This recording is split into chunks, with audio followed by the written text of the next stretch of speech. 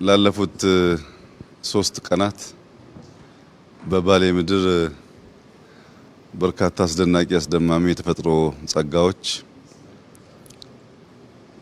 ስናይ ቆይተናል እና ዛሬ ዲስከስ እንድናደርግ የፈለኩት ብዙ የሚያስቆጭ ነገር እንደሚሰማችሁ አልጠራጠርም።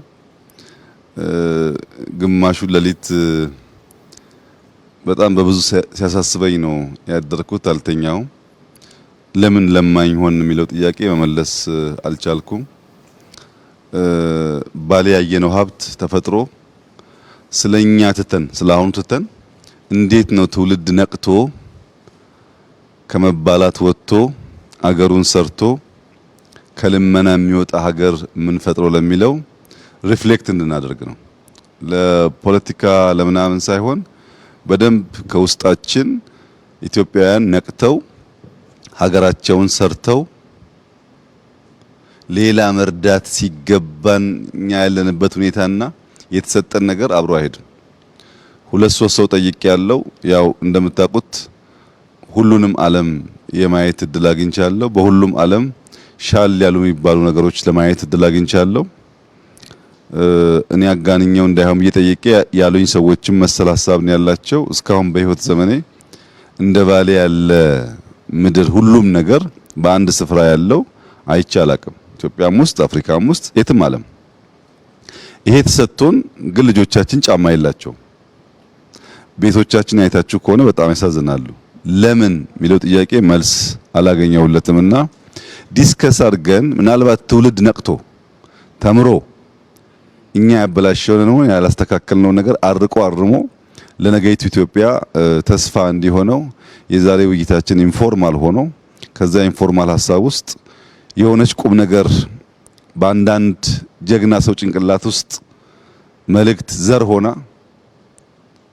ያቺ ዘር በቅላ አንድ ቀን በእኛ እድሜ ወይም ከኛ በኋላ በትውልድ ውስጥ የተሻለ ሀገር ለማየት የሚያስችል ነገር ይፈጥራል በሚል እምነት ነው። ዋና ኮርኮር ሐሳባችሁን ሪፍሌክት እንድታደርጉና ከዛ ኢትዮጵያውያን ተምረው ትውልድ ተምሮ ሰብሰብ ብሎ ባሌ እንዳያችሁት ለሁላችን ይበቃል። በጣም ሰፊ ቦታ ነው። ብናርሰው ብንሰራበት የሚያልቅ አይደለም። ካለንበት ሁኔታ ወጥተን እንዴት ነው ሀገር ሰርተን በጋራ ምን ኖረው የሚለውን ነገር ሲኒየር አመራሮች አላችሁ፣ ወጣቶች አላችሁ፣ ከተለያየ ፐርስፔክቲቭ የተሰማችሁን እውነተኛ ስሜት ሪፍሌክት በማድረግ ሌሎች ሰዎች ተምረው እንዲነቃቁ፣ እንዲሰሩ፣ እንዲበረቱ ሀገር ጥሎ መሰደድ ሳይሆን ወደ ሀገር መሰደድ ሀገርን ወደ ማወቅ እንዲመለሱ የሚያደርጉ ሀሳቦች እንደሚፈልቁ መተማመን ነው። ይሄን ውይይት እዚህ ጋር እንድናደርግ የፈለግነው ያው ሂስቶሪክ ስለሆነ እግረ መንገዱንም ትውልድ እንዲያዩ ነው። ያን ታሳቢ አድርጋችሁ የተሰማችሁን ስሜት መግለጽ ይላላችሁ። በመጀመሪያ ደረጃ ክቡር ጠቅላይ ሚኒስትር ይሄን እድል ስለሰጠን በጣም ነው የማመሰግነው። ይሄ ባሌን አውቀዋለሁ። ባሌን ግን የማውቀው ላዩን ነው። ብዙ ጊዜ ተመላልሼበታለሁ። ላለፉት 30 ዓመታት አውቀዋለሁ፣ ግን የማውቀው ላዩን ነው። አሁን ያለውን ሀብት በዚህ ደረጃ የመረዳት እድል አልነበረኝም። አንዳንዱን በወሬ እንደዚህ ያለ የሚል እንሰማለን፣ አንዳንዱን አሁን ግን ያለው ነገር ለባሌ ብቻ ሳይሆን ለኢትዮጵያም ለአፍሪካም የሚበቃ ሁሉም ነገር ያለበት ትልቅ ሀገር ነው ብዬ ወስዳለሁ። እንደተባለው ይህን አይነት ሀብት ይዘን 3 ነገሮች አሉ እኔ በጣም የሚቆጨኝ። አንደኛ የድህነት ጫፍ ያለበት ነው። መሰረተ ልማት የለም። ለህብረተሰብ መሰረታዊ የሚባሉ የሚያስፈልጉ ነገሮች አልተሰሩም። ሀብት ላይ ተቀምጦ የድህነት ጥግ የሚኖር ማህበረሰብ መሆኑ አንዱ እጅግ በጣም የሚቆጭ ነው። ሁለተኛው የሚቆጨው በቅርብ ሳውዲ ሄጄ ነበር። አመት አልሞላኝም። ብዙ ወጣት ኢትዮጵያኖች ከሚሰደዱባት ዞኖች አንዱ ባሌ ነው። ተሰደው ሄደው ገሚሱ ባህር ላይ ይቀራል። ህገወጥ በሆነ መንገድ ነው የሚሄደው። ገምሱ ደግሞ እዛ የሰው ቤት ያጥባል እና ግመል ይጠብቃል። ይህን የመሰለ ሀብት ትቶ በባህር እየሰጠመ ሰው ቤት እያገለገለ አስቸጋሪ በሆነ መንገድ ህይወቱን ያሳልፋል። ይሄ ግን እነዛንም አምጥቶ እዚህ ማስተዳደር የሚችል ሀብት ነው ያለው። ሶስተኛው ይሄን እያለን ይሄን ወደ ጎን ትተን እኛ በመጨቃጨቅና በመዋጋት ነው ጊዜያችንን የምናሳልፈው። እነዚህ በጣም የሚቆጩኝ ነገሮች ናቸው። ትናንትናም እየተንቀሳቀስን ስናይ ዝም ብለን እየተነጋገርንበት የነበረ ጉዳይ ነው። ይሄ አሁን የደረሰው ነገር ጅምር ነው ብዬ አምናለሁ። ገና ጅምር ነው። ብዙ ነገር ይኖራል። ይሄን በጅምር ያለ ነገር ከንትን ወተን ከጭቅጭቅ ከንትርክ ከመጋደልና ከመታኮስ ወተን ሙሉ አቅማችንን እንደዚህ አይነት ሀብትን ወደ ተጨባጭ ነገር የመቀየር ነገርና ከድህነትም ለመውጣት መጪው ትውልድ በአገሩ የሚኮራበት የሚኖርበት እኛ ተሰደን የምንሄድበት ሳይሆን ሌሎች መጥተው እዚህ የሚኖሩበት ሁኔታ ለመፍጠር በሰፊው መስራት አለበት ብዬ አምናለሁ። ከዚህ ውጭ ያለው ነገር በሙሉ ጥፋት ነው። አቅም አለ፣ ጭንቅላት አለ፣ ጉልበት አለ። የወጣት ሀገር ነው። ይሄ የወጣት ሀገር ወደዚህ ወደ ራሱን ሀብት አውጥቶ ወደ መጠቀም መምጣት አለበት ብዬ አምናለሁ። እድል ከተገኘም የኛን አይነት እድል ማግኘት በጣም ይከብዳል። ግን መጥቶ የሚያይበት ማየት የሚገባቸው መጥቶ የሚያዩበት ሚዲያዎችም ይህን ሀብትን የሚያስተዋውቁበት ሁኔታ መኖር አለበት እላለሁ። አሁንም መልሼ ማመስገን እፈልጋለሁ። ይሄ ትልቅ ሀብት ነው። ይሄ ትልቅ እድል ነው። ይሄን ትልቅ እድል በማግኘቴም እውነት ለመናገር በህይወት ኖሬ ይሄን በማየቴ በጣም እድለኛ ነኝ ብዬ ነው የማስበው።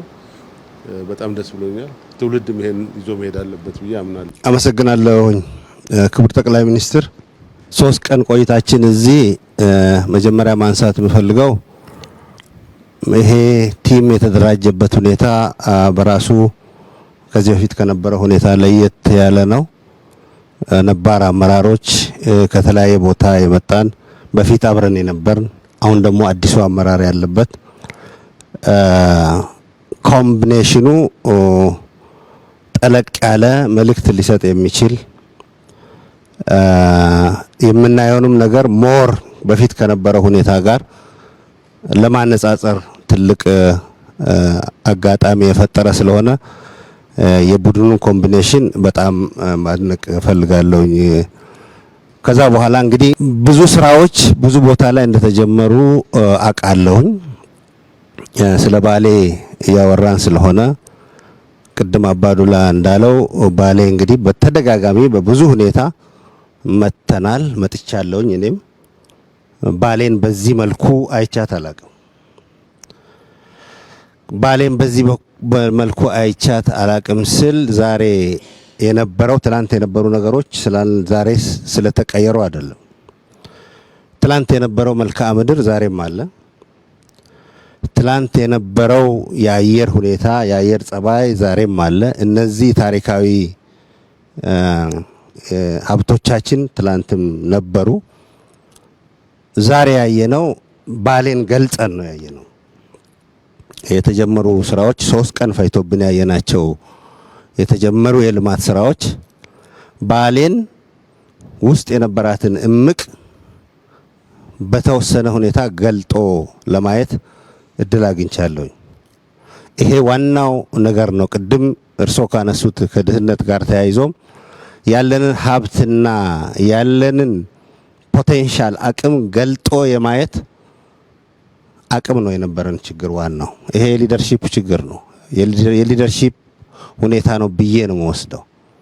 ትላንት የነበረን ዛሬም ያለን ነገም የሚኖረን በደንብ ወደ ውስጥ ገልጠን ካየን ያለን ሀብት ለሀገራችን ይሆናል፣ ለባሌ ይሆናል፣ ለኦሮሚያ ይሆናል፣ ከዛ በላይ ደግሞ ለመላው ሀገራችን ይሆናል።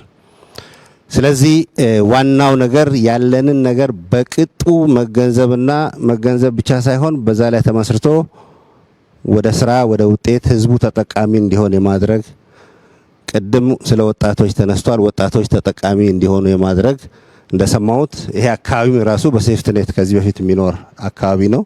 አሁን በመሰረቱ ተቀይሯል። ግድቦች አይተናል። ሎጆች፣ የቱሪስት ቦታዎች ባሌ በፊትም የቱሪስት አካባቢ ነው።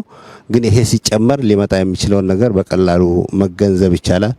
ግን ዋናው መተባበር፣ በጋራ የመስራት በጋራ የማሰብና በጋራ በዚህ ላይ ይህንን ገልጦ የሚያይ የመሪነት ሚና አስፈላጊ ነው ብዬ ነው ማምነው። በጣም ደስተኛ ነኝ። አመሰግናለሁኝ። እኔም በጣም አመሰግናለሁኝ። እኔ መጀመሪያ ወደዚህ እንደዚህ ጉብኝት እመጣለሁ ወይ ሲባል ምን ኤክስፔክት እንደማድረግ አላቅም ነበር እና ያው ማየት ፈልግ ስለነበር እሺ አልኩኝ። እዚህ ከመጣሁ በኋላ ያየሁት ነገር ፈጽሞ ከገመትኩት በላይ ነው። ይሄ እንደዚህ አይነት ሁኔታ አያለሁ ብዬ አልገመትኩም ነበር። አንደኛ ከድሮ የስራ ጓደኞቼ የትግል ጓደኞቼ ጋር አብረን ብዙ ጊዜ እንድናሳልፍ እድል አገኘሁ። ከረጅም ጊዜ በኋላ ባዱላን፣ አቶ ግርማን፣ እነ አቶ ጁነዲንን፣ ኩማን አላገኘኋቸውም ነበር። አሁን ሽመልስ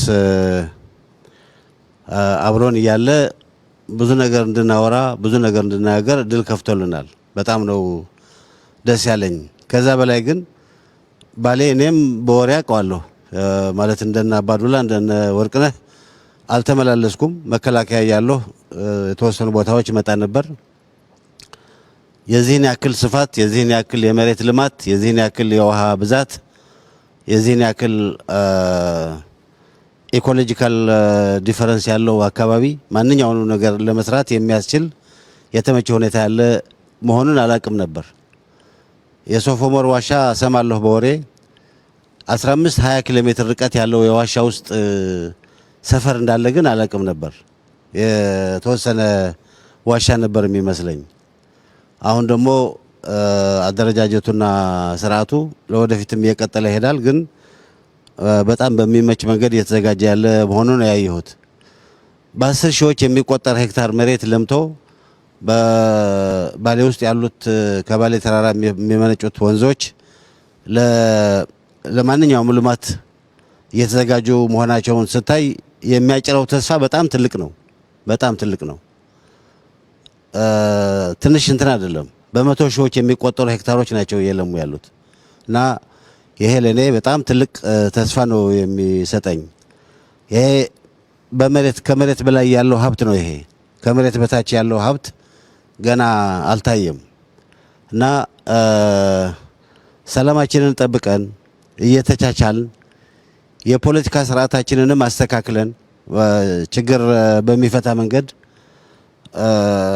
ከሄድን በጣም በጣም ብራይት የሆነ የወደፊት እድል እንዳለን ነው እያሳየኝ ይሄድ ያለው። አሁንም ሙሉ በሙሉ ከችግሮቻችን እንዳልወጣን አውቃለሁ። ችግሮች እንዳሉ አውቃለሁ። እነዚህ ችግሮች የፖለቲካ ስርዓታችንንም በማስተካከል እየተቻቻልን እኔ ያልኩት ብቻ ይሁን ሳንል የራሳችንን ጉዳይ ሳፕረስ አድርገን ለሀገር የሚጠቅም ነገር በመስራት እንፈታቸዋለን። ከዚህ ጎን ለጎን ደግሞ የኢኮኖሚ ሁኔታ እየተሻሻለ ሲሄድ የፖለቲካ ስርዓታችንን የበለጠ ያጠናክረ ይሄዳል የሚል ተስፋ እንዲይዝ ነው ያደረገኝ። ይህንን ሳይ ተስፋውን አያለሁ። አሁን ያለውን ተጨባጭ ፕሮብሌምም አውቃለሁ አያለሁ። እነዚህን ሁኔታዎች መፍታት እርጀንሲ ያለው ጉዳይ እንደሆነ ይሄ ስራም እነሱን ከመፍታት አንጻር ቀላል ያልሆነ እርምጃ ወደፊት እንደሚወስደን አስባለሁ። ያም ሆነ በጣም ነው የማመሰግነው ወደዚህ በመምጣቴ። የድሮ ጓደኞቼን የስራ ጓደኞቼን በማግኘቴ በጣም ደስተኛ ነኝ። እንደ አቶ ሽመልስ ያሉ ወጣቶች ጋር ደግሞ በደንብ ማውራታችን በጣም ደስተኛ ነኝ። እንደዚህ አይነት ዩኒክ ስብስብ ያለፈውንም እያወራህ የሚመጣውንም እያሰብክ መሄድ የሚያስችል ሪትሪት አይነት ልበለው መዘጋጀቱ በጣም ትልቅ ነገር ነው የሚል እምነት አለኝ። ከመጠን በላይ አመሰግናለሁ። ክቡር ጠቅላይ ሚኒስትር፣ ከመደበኛ የዕለት ተዕለት ስራችን ወጥተን ብዙዎቻችን በተግባሩ ላይ ያልተሳተፍን እርስ በርሳችንም እንድንገናኝ እድሉ ተሰጥቶን እዚህ በመገኘታችን በጣም አመሰግናለሁ። በፌዴራል መንግስት በእርሶ የሚመራ ኢኒሼቲቭ እና በክልሉ የተሰሩት ብዙ ስራዎች ከገመትኩት በላይ ናቸው። እውነቱን ለመናገር ከገመትኩት በላይ ናቸው። በልጅነት እኔ ባሌ ጠቅላይ ግዛት ይባል ከነበረበት ዘመን ነው ማውቀው እና በኢትዮጵያ ውስጥ መረጃዎች ወስጄ ሳሰላ አሁን ባሌ ሁለቱ ባሌዎች አንድ ላይ የአጠቃላይ ኢትዮጵያ 3.9% ነው በቆዳ ስፋቱ። ይህንን የሚያክል የአገሪቱ ክፍል እኔ በማውቀው ዘመን መሀል ካለ ልማት ተነጥሎ ምንም አይነት ይሄ ነው ተብሎ ሊጠቀስ የሚችል የልማት እንቅስቃሴ ያልነበረበትን ዘመን ሳስብ በእውነቱ ለአገሬ አዝናለሁ። ከዚህ ሊገኝ ይችል የነበረ ሀብት ብቻ ሳይሆን ይሄም በማልማት ይገኝ የነበረ ልምድና ወደ ሌላ ሊሻገር የነበረው ሁሉ ነው የጠፋብን የነበረውና አሁን በሶስቱ ቀን አካባቢውን ሳይ ግብርናን በተመለከተ የተሰሩ የተወሰኑ መንገዶች ሲታዩ ሙሉ በሙሉ ዋጋቸውን ሊመልስ በሚችል መንገድ የሚያገለግሉ ናቸው።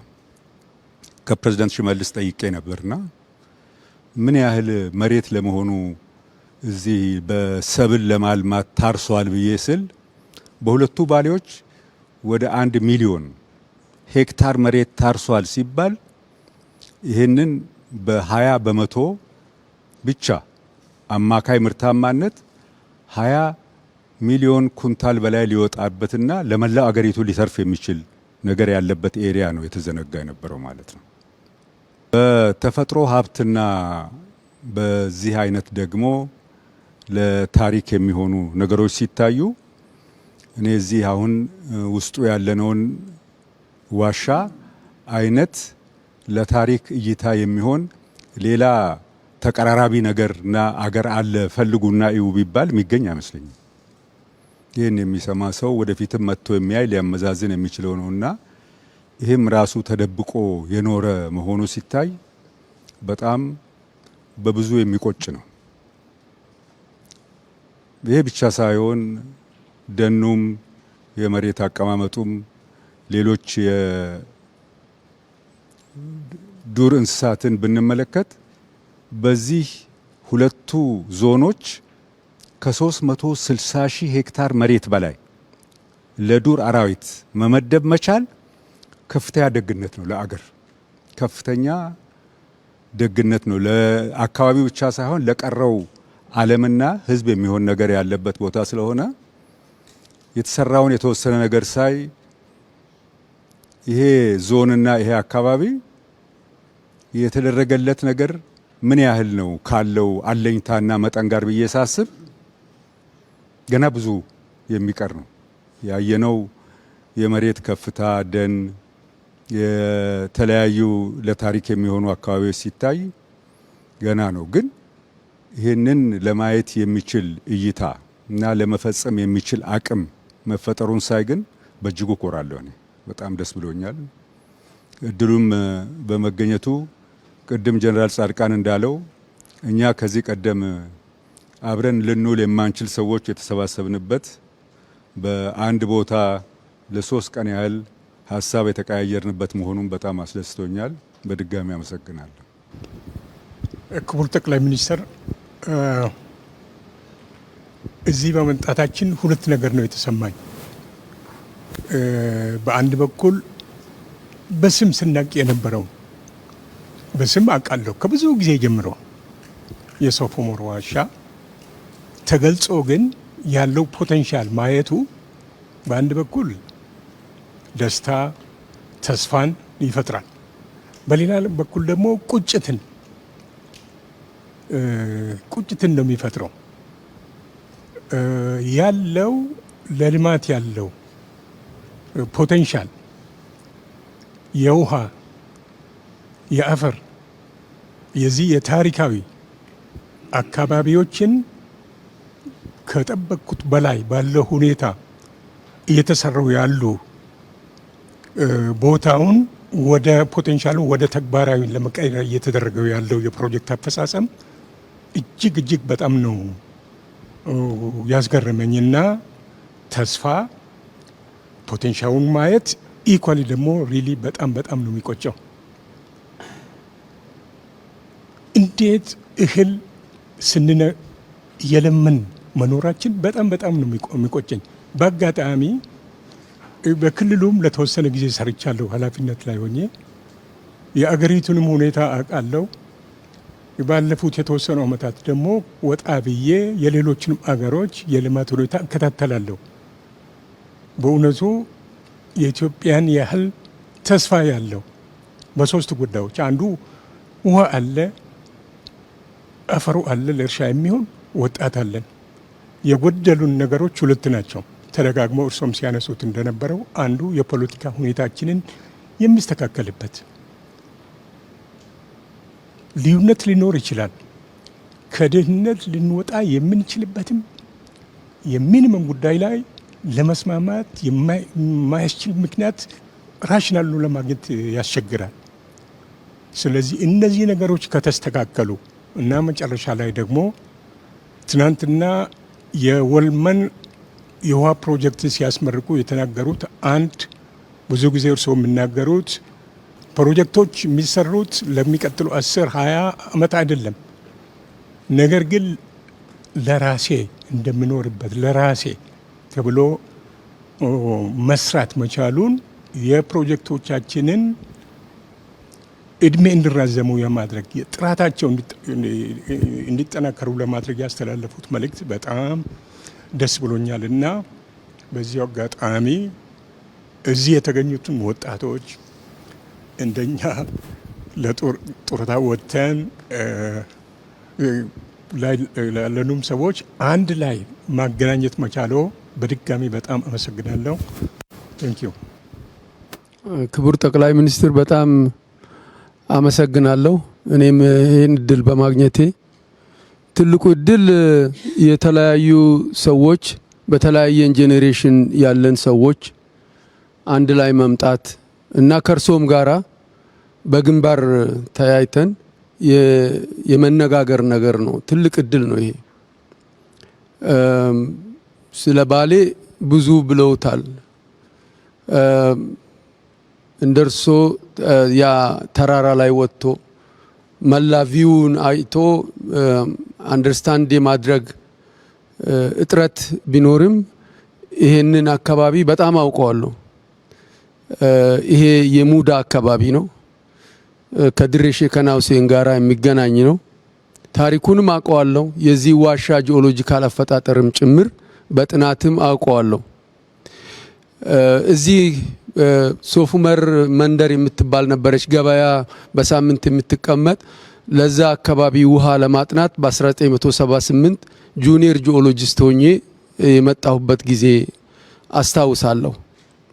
እና ይሄ በጣም ድንቅ የሆነ አካባቢ ከአግሮ ኢኮሎጂውም ከሂስትሪም እንደዚሁም ደግሞ ከቱሪዝም ፖቴንሻል አንጻር ቅድም እንደተባለው የማዕድን ሀብታችን ጭምር በዚህ ዙሪያ ከሳነቴ ተራራ ጀምሮ እስከታች በደቡብ ምዕራብ እስከ ገናሌ ወንዝ በዚህ በኩል ደግሞ እስከ ድሬ ሼክ ሁሴን ወደ ሀረርጌ የሚዋሰነው ኤሪያ በሙሉ የዋቤ ወንዝ ተከትሎ የማዕድን ፖቴንሻሎች አሉ። ነገር ግን ይህ ነው የሚባል ለምሳሌ እንደ ትግራይ፣ እንደ ወለጋ፣ እንደ ሻኪሶ ኤሪያ በማዕድን ሀብታችን የተሻለ ጥናት እንደተሰራው እዚህ አካባቢ አልተሰራም። ስለዚህ ይሄ ኢንተርቬንሽን በእርሶ መሪነት የመጣው የባለሙያውንም የአመራሩንም የሀገሪቱንም ሕዝብ አይን የሚገልጽ ነው። ይሄ ትልቅ ነገር ነው። ፖቴንሻሉ ኢሜንስ ነው። በጣም ግዙፍ ነው። የማደግ እድላችን በእጃችን ነው ያለው። ስለ ትራንስፎርሜሽን ማውራት ከጀመርን ፕሮባብሊ 20 ዓመት ይሆናል። ነገር ግን ተጨባጭ ነገር መስራት አቅቶን ተጠላልፈን ቁጭ ብለናል። ስልጣንን ማዕከል በማድረግ ቁጭ ብለናል። ነገር ግን ልማት እናምጣ ከተባለ የልማት እድሉ አለ። የምንማረው ከብዙ ሀገሮች ከቻይናን ሳውዝ ኢስት ኤዥያን ጭምር ከብዙ ሀገሮች የመማር እድሉ አለ። ቴክኖሎጂ እየገባ ነው። በእርሶ መሪነት ይህ የዲጂታላይዜሽን ዘመን የመስፈኑ ጉዳይ በቀላሉ የሚታይ ሰው ፎር ግራንትድ ይወስዳል። እኔ ግን እንደዛ አላየው። በጣም ነው የሚገርመኝ። ነዳጅ ስንቀዳ ድሮ በጣም እንቸገር ነበር። በጣም ብዙ ለውጦች አሉ። ግን ኩሙሌቲቭሊ ኦቨርአርቺንግ ቪውን አስቦ የማየቱ ጉዳይ በጣም ትልቅ ነገር ነውና አሁን ሱፊያን ያለው ላይ ትንሽ ነገር ለመጨመር የኛ ሀገር ፖቴንሻል ያለው ልክ ሎ ሃንጊንግ ፍሩት እንደሚባለው እርሻ ላይ ነው። የመጀመሪያው እርሻው አልተበላም። አፈሩንና ውሃን ማገናኘት ተጀምሯል። ዌልመን ላይ ትላንትና እርሶ እንዳስመረቁት ፕሮጀክት የምናየው የመጀመሪያው ትልቁ ኢሪጌሽን ነው የሚመስለኝ። አላቅም ሌላ ቦታ እኔ ሚስ ያደረኩት ካለ አላቅም እንጂ በ10 ሺዎች የሚቆጠር ሄክታር መሬት ከአንድ ሶርስ የማልማት አቅም ተጀምሯል። ይሄ በብዙ 10 ሺዎች የሚቆጠሩ ሄክታር መሬቶችን የማልማት አቅማችን ትልቅ ነው። ኤክስፖርት ለማድረግ እድላችን ይጨምራል ማለት ነው። ይሄ ማለት የሀገሪቱን የውጭ ምንዛሪ ፍላጎታችን ይጨምራል ማለት ነው እና ኢንዱስትሪያላይዜሽንም ከኛ የራቀ አይደለም፣ ከዚሁ ጋር የሚያያዝ ነውና እኔ በጣም የሚደንቀኝ ሳነቴንም ብዙ ጊዜ ተመላልሼበታለሁ። የእርሶ እይታ በጣም የተለየ ነው። ውበትን ብቻ ሳይሆን መሬታችንን፣ ጋራዎቻችንን፣ ደኖቻችንን ገልጠን እንድናያቸው ለመጪው ትውልድም እያስተማሩ ነው ያሉትና ይሄ በጣም ትልቅ ነገር ነው። ህዝቡም በዚህ ላይ መረባረብና ወደ አንድ ሴንተር ኦፍ ግራቪቲው ተፈጥሯል።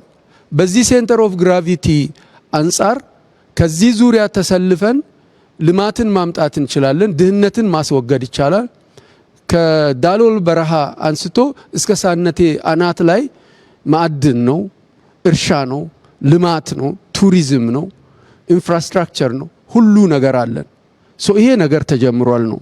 ስለዚህ ይሄ የተጀመረውን ነገር ሳናደንቅ ወደ ሌላ ነገር ማሰብም አንችልም እና ማመስገንም ለሰሩት እና እኛ በእድሜ ከርሶ በፊት ሆነን በሀገሪቱ በመላ ስንዞር ያላየነውን ነገር የማየት አቅም በመፍጠሩ በጣም ላመሰግን ወዳለሁ። አመሰግናለሁ።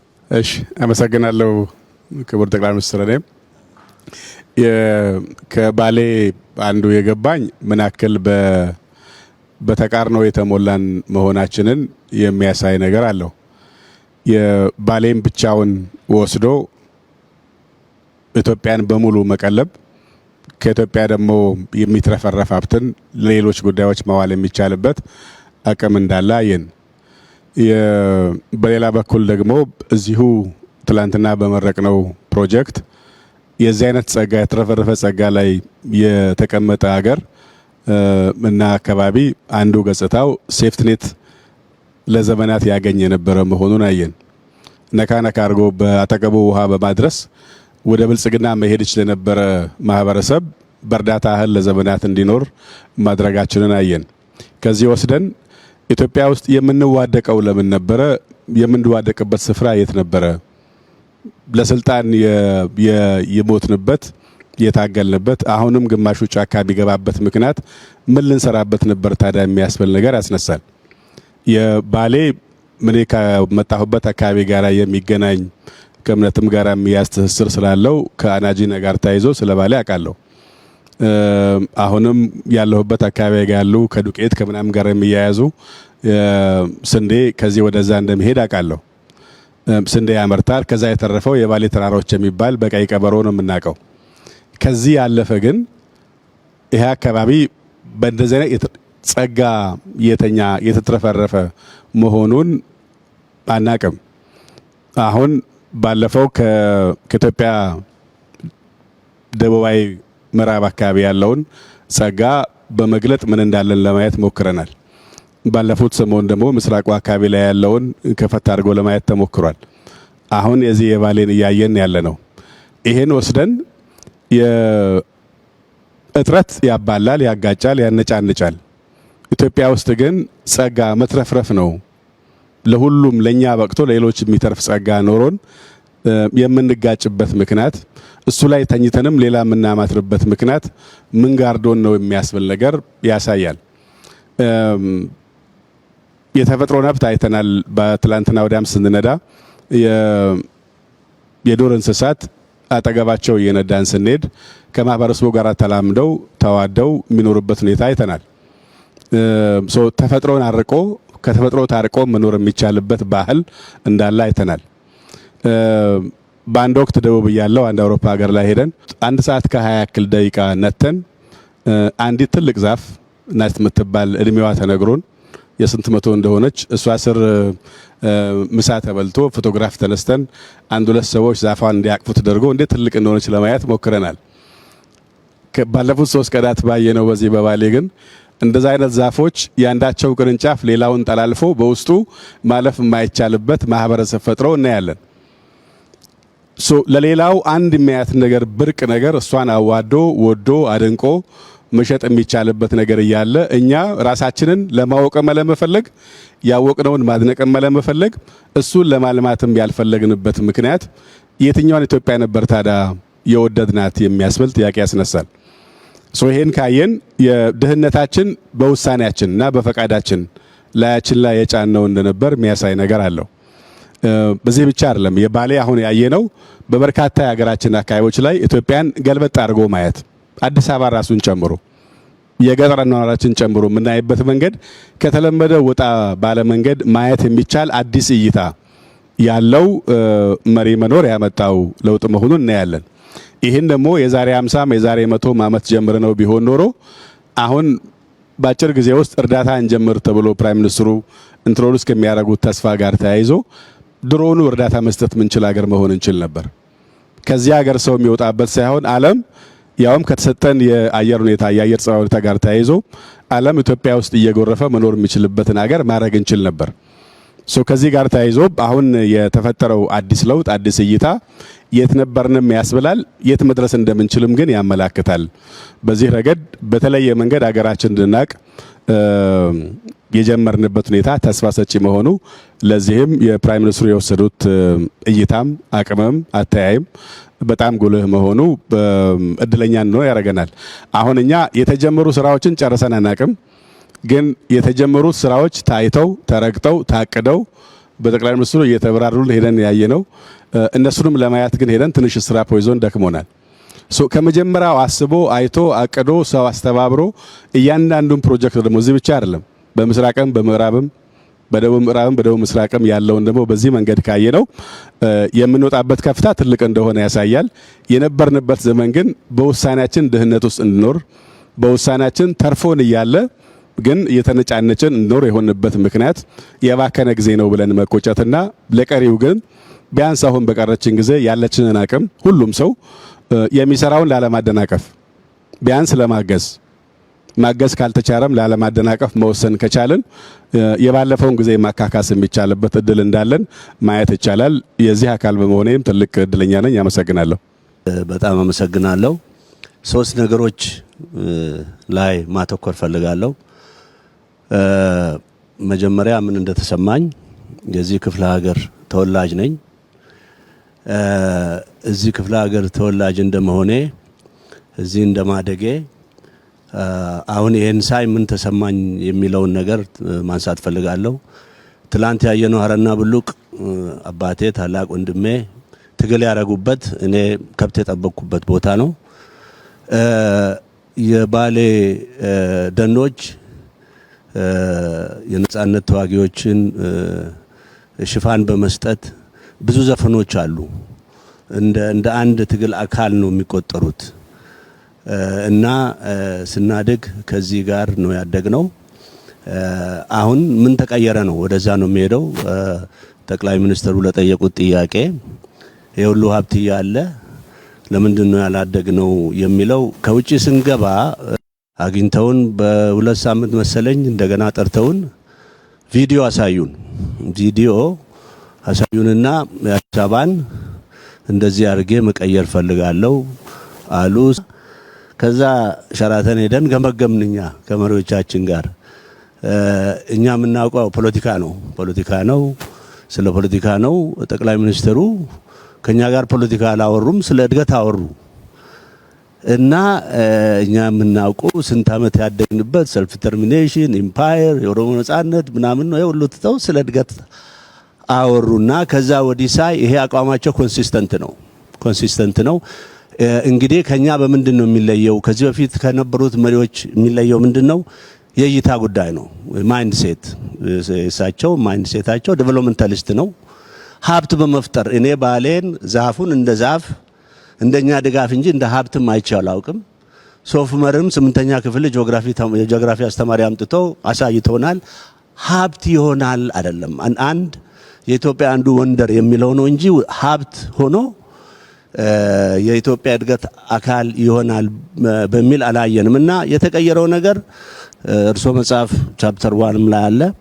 የኢትዮጵያ የመቆርቆዝ ትልቁ ፋክተር የእይታ ነው ይላል። እና ማይንድሴት ከሌለ ፓራዳይም ሺፍት አይኖርም። እኔ ብልጽግና ሲመሰረት እንዴት እንደተደሰትኩ ልነግራችሁ አልችልም። ያደኩበት ድርጅት በጣም ወደዋለሁ፣ አልዋሻችሁም።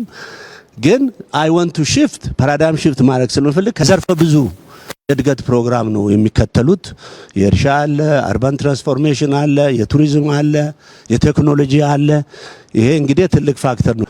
ካፒታል ክሪኤሽን፣ ካፒታል አኩሙሌሽን ላይ ነው ፎከስ የሚያደርጉት። ዚስ አር ዘ ቱ ኢምፖርታንት ፋክተር ፎር ትራንስፎርሜሽን። እና እኔ የቆረቆዝ ነው የእይታ ጉዳይ ነው። አሁን ከዛ ዲፓርቸር እያደረግን ያለነው ማይንድ ሴት ነው። ይሄን ደግሞ አይዲዮሎጂ ማድረግ አለብን። የህዝቡ አይዲዮሎጂ፣ የታጋዮች አይዲዮሎጂ፣ የቢሮክራሲው አይዲዮሎጂ ማድረግ አለብን። የመፍጠር የመፍጠን ሰርቪስ የማድረግ ይሄን ካረግን ትልቅ ነገር ማድረግ እንችላለን የሚል ነው። ሌላው እኔ ኦብዘርቭ አረግ ያለው እዚህ ውስጥ ያላችሁትን ኦልሞስት ከሁላችሁም ጋር በቅርበት እንደ ጓደኝነት ነው የምናወራው። በጋራ ያለን ነው የሚበዛው። ከዲፈረንሱ ይልቅ በጋራ ያለን ነገር ይበዛል። በት አት ዘ ሴም ታይም ኮንፍሊክት የምንገባበት ምክንያት ሜቢ ታይም ወስደን ዴሊብሬሽን ጠቅላይ ሚኒስትሩ እሳቸው አጠገብ ስለነበርኩ ያበር ያልተከፈለለት ሰው አልነበረም። እዛ ቤት ያልመጣ ፖለቲካ መሪ፣ እዛ ያልመጣ የሃይማኖት መሪ አልነበረም። በት ያንን ኦፖርቹኒቲ የተጠቀመ አለ፣ ያልተጠቀመ አለ። እና እኔ ትልቅ ተስፋ ነው የሚታየኝ። ትልቅ ስቴት ትራንስፎርሜሽን እየዞረ ነው ይዞራል። ኢትዮጵያ ትቀየራለች የሚላለኝ። ሁላችሁንም ስላገኘኋችሁ ደስ ብሎኛል። አመሰግናለሁ። ክቡር ጠቅላይ ሚኒስትር፣ የዛሬ 7 ዓመት 6 ዓመት ባሌ ደጋግሞ ይዞን ሲመጡ የነበረው ነገር ከፍተኛ ቁጭት ነው የነበረው። አንዳንዴም ከቁጭቱ ያለፈ ደግሞ ቁጣዎችም ነበሩ። ዛሬ ላይ ቆሜ ሳየው በዚህ አጭር ጊዜ ውስጥ ይሄ ሁሉ ነገር ተቀይሮ ካለፈው አንጻር ሳየው ከፍተኛ ርቀት የመጣንበት እሱንም የሚሰማኝ ስሜት እጅግ በጣም ደስተኝነት ነው። የታሰቡ ነገሮችና ደግሞ ከዚህ ተነስቶ ወደፊት የሚመጡትን ነገሮች ደግሞ ኢማጂን ሳረግ እጅግ በጣም ከፍተኛ ደስታ ይሰማኛል። የመደመር ትውልድ መጽሐፍ ሲመረቅ ሶፍ ዑመርን እንደ ዲቨሎፕመንት ሴንተር ተወስዶ እዛ እንዲጀመር ክቡር ጠቅላይ ሚኒስትር መመሪያ ከሰጡበት ጊዜ ጀምሮ ከፍተኛ ስራ የተሰራበት ያ የነበረው ቁጭትን የሚያርም የመደመር ትውልዱ ደግሞ አዲስ መንገድ የሚከፍትበት ህዝቡም ከነበረበት ድህነት፣ ኋላ ቀርነት ከሴፍቲኔት የሚላቀቅበት ኢንቴግሬትድ የሆኑ ቅድም እንደተገለጸው በግብርናም፣ በማዕድን፣ በቱሪዝም አልፎም ደግሞ በአርባን ዲቨሎፕመንት ሰፋፊ ስራዎች የተጀመሩበት ህዝቡ ላይም ሁላችንም ላይ ከፍተኛ ተስፋ የፈጠረበት ለኢትዮጵያም ትልቅ ጉልበት እንደሚሆን የታየበት ነውና ያ ቁጭት በጣም ኢንቴግሬትድ የሆነ ራዕይ አስቀምጦ ከዛ ራዕይ ደግሞ ማዕከል ተደርጎ ሀሳቦች ዲቨሎፕ ተደርጎ ከዛ ሀሳብ ወደ ተግባሩ መልሶ ሀሳቡን ያዳበረበት እና ከፍተኛ ውጤት የተገኘበት ነው ያየነው። እኔ በዚህ ትሪፕ በጣም ሲኒየር አመራሮች ቀድሞ የነበራችሁ አመራሮችም መምጣታችሁ ሀሳብ መቀያየር ያለውንም ነገር መረዳት ያለፈውንም ነገር ለማሰብ መጪውንም ዘመን ኢትዮጵያ ወዴት እየሄደች እንደሆነ የኢትዮጵያ ብልጽግና አይቀሬ መሆኑንም ያየንበት ነው ብዬ ነው የምወስደው። ትልቅ ትምህርት የተገኘበት ነው ብዬ ነው የምወስደው። ባሌ ክቡር ጠቅላይ ሚኒስትር ሁሌ እንደሚያነሱት ኢትዮጵያ ለራሷ ስትል ልታለማው ይገባል ብለው ደጋግሞ ያነሱ ነበረ እና ለማታለንም ብሎ በቁጭት ሲናገሩ ነበረ። እሱ አሁን በግብርናውም በማዕድኑም ስፔሻሊ በቱሪዝም በአርባን ዲቨሎፕመንቱም ታይቷል። በሚቀጥሉት ጊዜያቶች ደግሞ ባሌ የምትሆነውን ነገር ሳስብ መኖር ጓጓለሁ ማለት ነው። አሁን ከሆነው በላይ ትልቅ ነገር ሊሆን እየመጣ እንደሆነ ህዝቡም ወደ ላቀ ደረጃ እንደሚሸጋገር ለኢትዮጵያም ደግሞ ትልቅ ጉልበት የሚሆን አካባቢ እንደሚሆን በግልጽ የሚታይበት ነው። ስለዚህ ይሄንን የተደበቀ የተረሳ አካባቢ ከተደበቀበት ስላወጡ እና ከተረሳበት እና ሁሉም ሰው ነክቶ ከእንቅልፍ ነክቶ ወደዚህ ስራ እንዲገባና አዲስ ታሪክ እንደ መደመር ትውልድ እዚህ እንዲፈጠር ስላደረጉ በጣም ማመስገን እፈልጋለሁ። ያኔ የዛሬ 7 ዓመት 6 ዓመት እንቀይረዋለን ሲባል በጣም ያስፈራኝና ያስደነግጠኝ ነበረ። ምክንያቱም ድህነቱና ችግሩ ሰፊ ስለሆነ አሁን ደግሞ ሳየው ያፍራቻዬ የድህነት ዋሻ እንደሆነ ነው የሚገባኝ። ከዚህ ወጥተን በድፍረት እና በቁርጠኝነት በተግባር እንዴት እንደማይሆን በማሰብ ሳይሆን እንዴት እንደሚሆን በማሰብ ነገሮችን መቀየር እንደምንችል በተግባር ያየሁበት የተማርኩበት ነው። ይሄ ለአጠቃላይ ለኦሮሚያ ክልል ለሌሎች አካባቢዎችም ለተጀመሩ ስራዎች ትልቅ መሰረት ነው። ለቀጣይ ለሚሰሩ ስራዎችም ትልቅ ጉልበት ነው የሚል እምነት ነው ያለኝ። ከሁሉ በላይ ለምን የሚለው ጥያቄ እና ከዛ የሚመጣው ቁጭት ሀሳቡን ደግሞ የሚያደረጅ በተግባር ሲታይ ወደ ላቀ ደረጃ መሸጋገር እንደምንችል ያየንበትና የተማርንበት ነው። ያለፈውንም ሳስብ በጣም ደስ ይለኛል። የሚመጣውን ደግሞ ሳስብ እጅግ በጣም ደስ ይለኛል። ስለዚህ እንደ ድሮ ስጋት ሳይሆን የሚታየኝ ሞር በዚህ ውስጥ ትልቅ ተስፋ ነው የሚታየኝ እና ይሄ ጨለማ ሰማው እየተገፈፈ ከፍተኛ ብርሃን እየመጣ ብርሃኑ ደግሞ ቀጣይ ጉልበት እየሰጠን ያለው እዚህም ደግሞ የባር አመራሮች ሰሞኑን ሲሰጡት የነበረው ሀሳብ ሲደረግ የነበሩት ውይይቶች እና የሀሳብ መከፋፈሎች ሀሳብን ለአንዱ ላይ የማካፈል ጉዳይ ለኢትዮጵያም ትልቅ ጉልበት ትልቅ መሰረት ይሆናል የሚል እምነት ነው ያለኝ። እውነት ለመናገር በዚህ አጭር ጊዜ ውስጥ እንደዚህ አይነት ኢንቫይሮንመንት ተፈጥሮ ይሄ ሁሉ ሰው መጥቶ እዚህ አድሮ ተነጋግሮ ተወያይቶ እንደዚህ አይነት ነገር ማየት በመቻሌ በጣም ነው ደስ ያለኝ።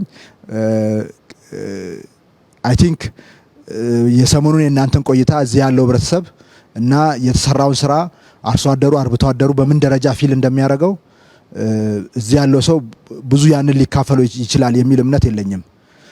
ባሌንም ያየነው 1/4 ዙን የሚሆን ነው፣ አላየነውም። 3/4 ዙን አላየነውም። እና እዚህ የነበረው ህብረተሰብ የነበረበት ጨለማ የነበረበት ተስፋ መቁረጥ እና ሴፍቲኔት ዌይ ኦፍ ላይፍ ሆኖ ሰው ሴፍቲኔት እየተመዘገበ የሚጋባበትና የሚዋለድበት ያ ሁሉ ታሪክ በመሰረታዊነት ተንዶ አዲስ ተስፋ አዲስ ጉልበት የተፈጠረበት ስሜት እነሱን ሆኖ የነሱን ህይወት መኖርን እና በዚህ ህይወት ውስጥ ማለፍን የሚጠይቅ ይመስለኛል። ስለዚህ ያንንም ስሜት ሳስበው በጣም ጉልበት ይሰጠኛል እና እጅግ በጣም ደስ ብሎኛል እውነት ለመናገር። አመሰግናለሁ። ክቡር ጠቅላይ ሚኒስትር፣ እኔ 3 ነገሮች ነው ማንሳት እንፈልገው። መጀመሪያ እንኳን ወደዚህ መጣን። እኔ ባሌ የመጨረሻ የመጣሁት 13 ዓመት በፊት ነው። ባሌ ጂኦግራፊ ነው ለኛ መልክዓ ምድር ነው እንጂ ሌላ ነገር የለውም። ደርሼ መጥቻለሁ። ቢያንስ ያኔ መንገድ ለመመረቅ ነበር የተመጣው። በስንት ዘመን የተሰራች አንድ መንገድ ብቸኛ መንገድ ነበረች። በሄሊኮፕተር ሄድኩት። በጣም ሀብታም ምድር መሆኑን የሚያጠራጥር ነገር አልነበረው። እንዲህን አትሊስት ሀብት ለመጠቀም እንኳን መንገድ ቀደም ብሎ መስራት እንዴት አልታያቸውም ብዬ ጠይቅ ነበረ። ያኔ እንኳን ያልኩት ለመዝረፍ ነበረ፣ ግን መዝረፍ የሚለው ቃል ትንሽ ከወድ ስለሚል ነው። ሶፍ ዑመርን የማየት ያው መልክዓ ምድር ክላሶቻችን ላይ ሶፍ ዑመር ኢትዮጵያ ከምትኮራባቸው ተብሏል። ተሰማዋለህ። ሶፍ ዑመር አጠገብ ሆኜ ሶፍ ዑመር የመሄድ ፍላጎቱም አልነበረኝም። ብፈልግም ኖሮ ኢንፍራስትራክቸሩ አልነበረም። በጣም መንቻካ ፈረንጆች ማየት አለብን ብሎ ከሚመጡት በስተቀር እዚህ ጋር የሚባል እንቅስቃሴ የለም። የመጀመሪያው ትኩረቴ እንኳንም አጋጣሚው ተፈጥሮ ወደ ሶፍ ዑመር ለመምጣት ሶፍ ዑመርን ቅድም ጻድቃንም እንዳነሳው መልክዓ ምድር ብቻ ሳይሆን ታሪክም እንደሆነ ለማየት እድሉ እንኳን ገጠመኝ ይላል። ሶፍ ዑመር እንዳልኩ ዋሻ እቺ ፎቶ ላይ የምናያት ነገር ብቻ ነች እንጂ ውስጥ ገብተህ ይሄን ያክል ረጅም ርቀት ያለው ሰብተራኒያን ዓለም እንደሆነ እንግዲህ የባሌ አካባቢ መልክዓ ምድር ተራሮች አሉት። ቅድም እነ ጁነዲን ሲያነሷቸው የነበሩ እኔም ትልቁ ፒክ ላይ ፎቶ ለመነሳት ጭምር የቻልኩበት ነው። በታሪክ ምን ሰማይ ነበረ፣ በወሬ ምን ሰማይ ነበረ። ከመልክዓ ምድርነት ባለፈ ሰውን አታስታውስም፣ ታሪኩን አታስታውስም። ስለዚህ ተጨማሪ ታሪኮችን ማየት የምንችልበት እድል ስለተፈጠረ በጣም ጥሩ አጋጣሚ ነው የሚል እምነት አለኝ። ሶፍ ዑመር መልክዓ ምድር ብቻ ግን አይደለም። ባሌ ያሉት ተራሮች መልክዓ ምድር ብቻ አይደሉም። ውብ የመሆናቸውን ያክል ብዙ እንስሳት መያዛቸውን ያክል ታሪክም ናቸው። ይህ አካባቢ ለምሳሌ የኢትዮጵያ ኢንተግራል የመልክዓ ምድር አካል ነው። ሶፍ ዑመር ይኮራበታል። ሰሜን ማነው የባሌ ማውንቴንስ ይኮራባቸዋል። ግን ደግሞ እዚህ አካባቢ ከ1000 ዓመት በፊት ጀምሮ ከሙሉ ዓለም የተሰባሰቡ የእስልምና ምሁራን ትምህርት ይቀስሙበት የነበረ አካባቢ መሆኑን ማንም ሰው አስታውሶ አያውቅም። የታሪካችን አካል አድርገንም ተንትነነው አናውቅም። በጂኦግራፊ የምንኮራውን ያክል ታሪኩም አካላችን ነው ብለን አስበን የምንችልበት አጋጣሚ ነበር ወይ? ቅድም እንደተነሳው ለጂኦግራፊ ያለን ፍቅር ኢትዮጵያም ሆነ ሂማሊያስ ሆነ ብዙ ላይቀየር ይችላል። እዛ ውስጥ ያለው ታሪክ ግን የኛም ታሪክ አካል ነው ብለን ባሰብን ቁጥር ነው የበለጠ አታችመንታችን የሚጠነክረውና ከመልክዓ ምድር ወጥተን ታሪኩንም ጭምር ለማየት አጋጣሚ ስለፈጠረ ከሶፍ ዑመር ጀመርን እንጂ ያየናቸው አካባቢዎች ውስጣቸው ብዙ ታሪክ ያዘሉ ናቸው። ይሄንንም ለማየት እድሉ ስለገጠመን አይ ቲንክ ጥሩ አጋጣሚ ነው የሚል እምነት አለኝ። ከሌሎች ጋር መገናኘት እኔም ያስደስተኛል። ቅድም አባዱላ ሲያነሳ ተመላልሻለሁ ይላል። ጁነዲንም ተመላልሻ ሁሉም እዚህ ይኖሩ ነበረ። ለምንድን ነው መሰረተ ልማት ማስፋፋት ያልቻል ነው የሚለው ጥያቄ ተመልሰ ስታየው ምናልባት የእንቁላልና የጫጩት የዶሮ ፕሮብሌም ጉዳይ ነው። ሰላምን ልማት ነው የሚያመጣው ወይስ ልማት ነው ሰላምን የሚያመጣው? እርግጠኛ የሆነ መልስ መስጠት አትችልም። ቢያንስ ግን አንዱ ይደግፋል። አባዱላ እዚህ በምትመጣበት ሰዓት አብዛኛው የማረጋጋት ስራ መስራት ላይ ትኩረት አድርገህ ሊሆን ይችላል። ጁነዲን በሚመጣበት ሰዓት ስላይትሊ የተለየ ስራ ሰርቶ ሊሆን ይችላል። እንደዛው የሆነ ይሄንበት ሂደት ነው። ግን በተግባር እዚህ አካባቢ ያለውን ፖቴንሻል መጠቀም ያስቻለን እድል ለምን አላየንም ብለን ስናስብ ታሪክ አለው፣ ጂኦግራፊ አለው፣ ብዙ ሀብት አለው። ቢያንስ ወንዞች አሉት። ከዲቫስቴሽን ውጪ ለልማት ብሎ የማያውቁ ወንዞች አሉ። ራሱ ሶፍ ዑመር ዋሻን እንኳን ያየን እንደሆነ ወንዝ በሚሞላበት ሰዓት ዋሻው ውስጥ ሲገለጽ እንደሰማሁት ጠቅላይ ሚኒስትሩም ሲገልጽ እንደሰማሁት እዚህ አጋጣሚ ወንዝ በሚሞላበት ሰዓት የፈለከውን ብትሰራ ጠራርጎት ነው የሚሄደው። እንደዚህ አይነቱ ኢንፍራስትራክቸሮች እንኳን ለመስራት የማያስችል ተፈጥሮ እዳ የሚሆንበት ሁኔታ ወደ ሀብት እንዴት እንቀይረዋለን የሚለው ነገር መታሰብ መቻል አለበት። መሬቱ እያለ ህዝቡ እያለ ኢንፍራስትራክቸሩ በመታጣቱ ምክንያት ግን ኢንፍራስትራክቸሩን ለመስራት የሚያስችል ሀብትም እያለ ትኩረት አለማድረጋችን ምናልባት የመድኃኒት ውሳኔ የወሰን ያክል ነው መቆጠር መቻል ያለበት። በታሪክ በዛ ደረጃ ነው መረዳት መቻል ያለበት። እዚህ ያለውን ሀብት ተጠቅመን ህዝቡ የተረጋጋ ኑሮ እንዲኖር ብቻ ሳይሆን ከሴፍቲኔት ወጥቶ እጁ ውስጥ ባለው ሀብት ሌሎችንም ማገዝ የሚያስችለው ከምንም ነገር በላይ ግን ይሄን አካባቢ ሁሉም ነገር ባሟላ መልኩ ፉሊ ትራንስፎርም ማድረግ የሚያስችለው አቅም መፍጠር እንችላለን የሚል ነው። ፈለግንም አልፈለግንም ያለፉት ፌሊየሮች ምንድናቸው ብለን በደንብ ስቶክ ወስደን ምናልባት ብዙ እንትን ማለት ሳይጠበቅብን ፎከስድ ሆነን ያለው ሀብት ያለው ሪሶርስ ያለው የህዝቡ አኗኗር ሁኔታ ያለው የአየር ሁኔታ ብዙም ሳይበግረን ብዙ ለውጥ ማምጣት እንደምንችል የምናሳይበት አጋጣሚ ተፈጥሯል የሚል እምነት አለኝ። ስናት አባውት ባሌ አሁን የምናወራው ስለ ባሌ አይደለም። ታሪካችን፣ መልክዓ ምድራችን፣ የቱሪስት መስህቦቻችን እርስ በርስ ያላቸው ግንኙነት እንደ ሀገርም ሊኖረን የሚገባው ግንኙነት የሚጠቁሙ ናቸው። የባሌ ተራራዎችን የሚጎበኙ ሰዎች የቱሪስት ዴስቲኔሽንም ስለሌላቸው አንድ አካባቢ ነበረ ማቀው የመጨረሻ ማስታወሰው አንድ ጡረተኛ ኮሎኔል የሰራው እንትን ነበረ። እሱም ለማግኘት ራሱ ቦታውን ለማግኘት ረጅም ጊዜ ነው የሚወስደው። በዛ ላይ በደንባራ በቅሎ እንደሚባለው የቱሪስት ዴስቲኔሽን የማየት ፍላጎት ብዙም ባልዳበረበት ኮንቴክስት ውስጥ ረጅም ጊዜ ወስደህ ቀጠሮ ይዘህ የምትሄድባቸው አካባቢዎች ብቻ የነበሩበት አንድ አካባቢ ብቻ የነበረበት ሁኔታ ብዙ ችግር ይፈጥራል። እዚህ ብቻ አይደለም እንደተባለው ነው። ትግራይ ስትሄድ የቱሪስት ዴስቲኔሽኖች የሉም። አማራ ክልል ያሉ የቱሪስት መስህቦች ሌሎች አካባቢዎች በተፈጥሮ በታሪክ በባህል በጣም ሪች የሆኑ አካባቢዎች በዚህ ደረጃ የቱሪስት ዴስቲኔሽኖች እየተሰራ እየተጠናከረ በሄደው ቁጥር አንድ ቱሪስት አንድ አካባቢ ብቻ አይደለም አይቶም የሚመለሰው ሌሎች አካባቢዎችንም ማየት የሚያስችለውን ፓኬጅ ቀርጾ መንቀሳቀስ የሚችልበት እድል ይፈጥራል። እዛው ያለ በተለያዩ የአገሪቱ ክፍሎች መካከል ያለው ግንኙነት የጂኦግራፊ የመልክዓ ምድር ብቻ ሳይሆን የታሪክም የባህልም የፖለቲካም የመተባበር የሚሆንበት እድል በጣም ያሰፋል።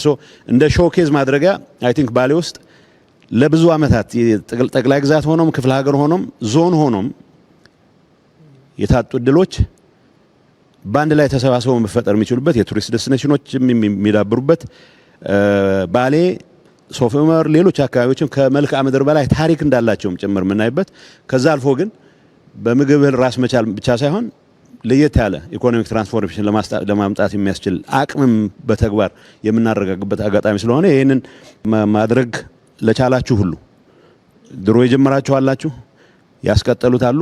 አሁንም ወደፊት ለመውሰድ በሚደረገው ጥረት ውስጥ ሙሉ ጊዜያቸውን እያባከኑ ያሉ ሁሉም አመራር ያሉ ሰዎች በዚህ ስራ መኩራት ያለባቸው ይመስለኛል። ግን የተሟላ ስራ ሊሆን አይችልም።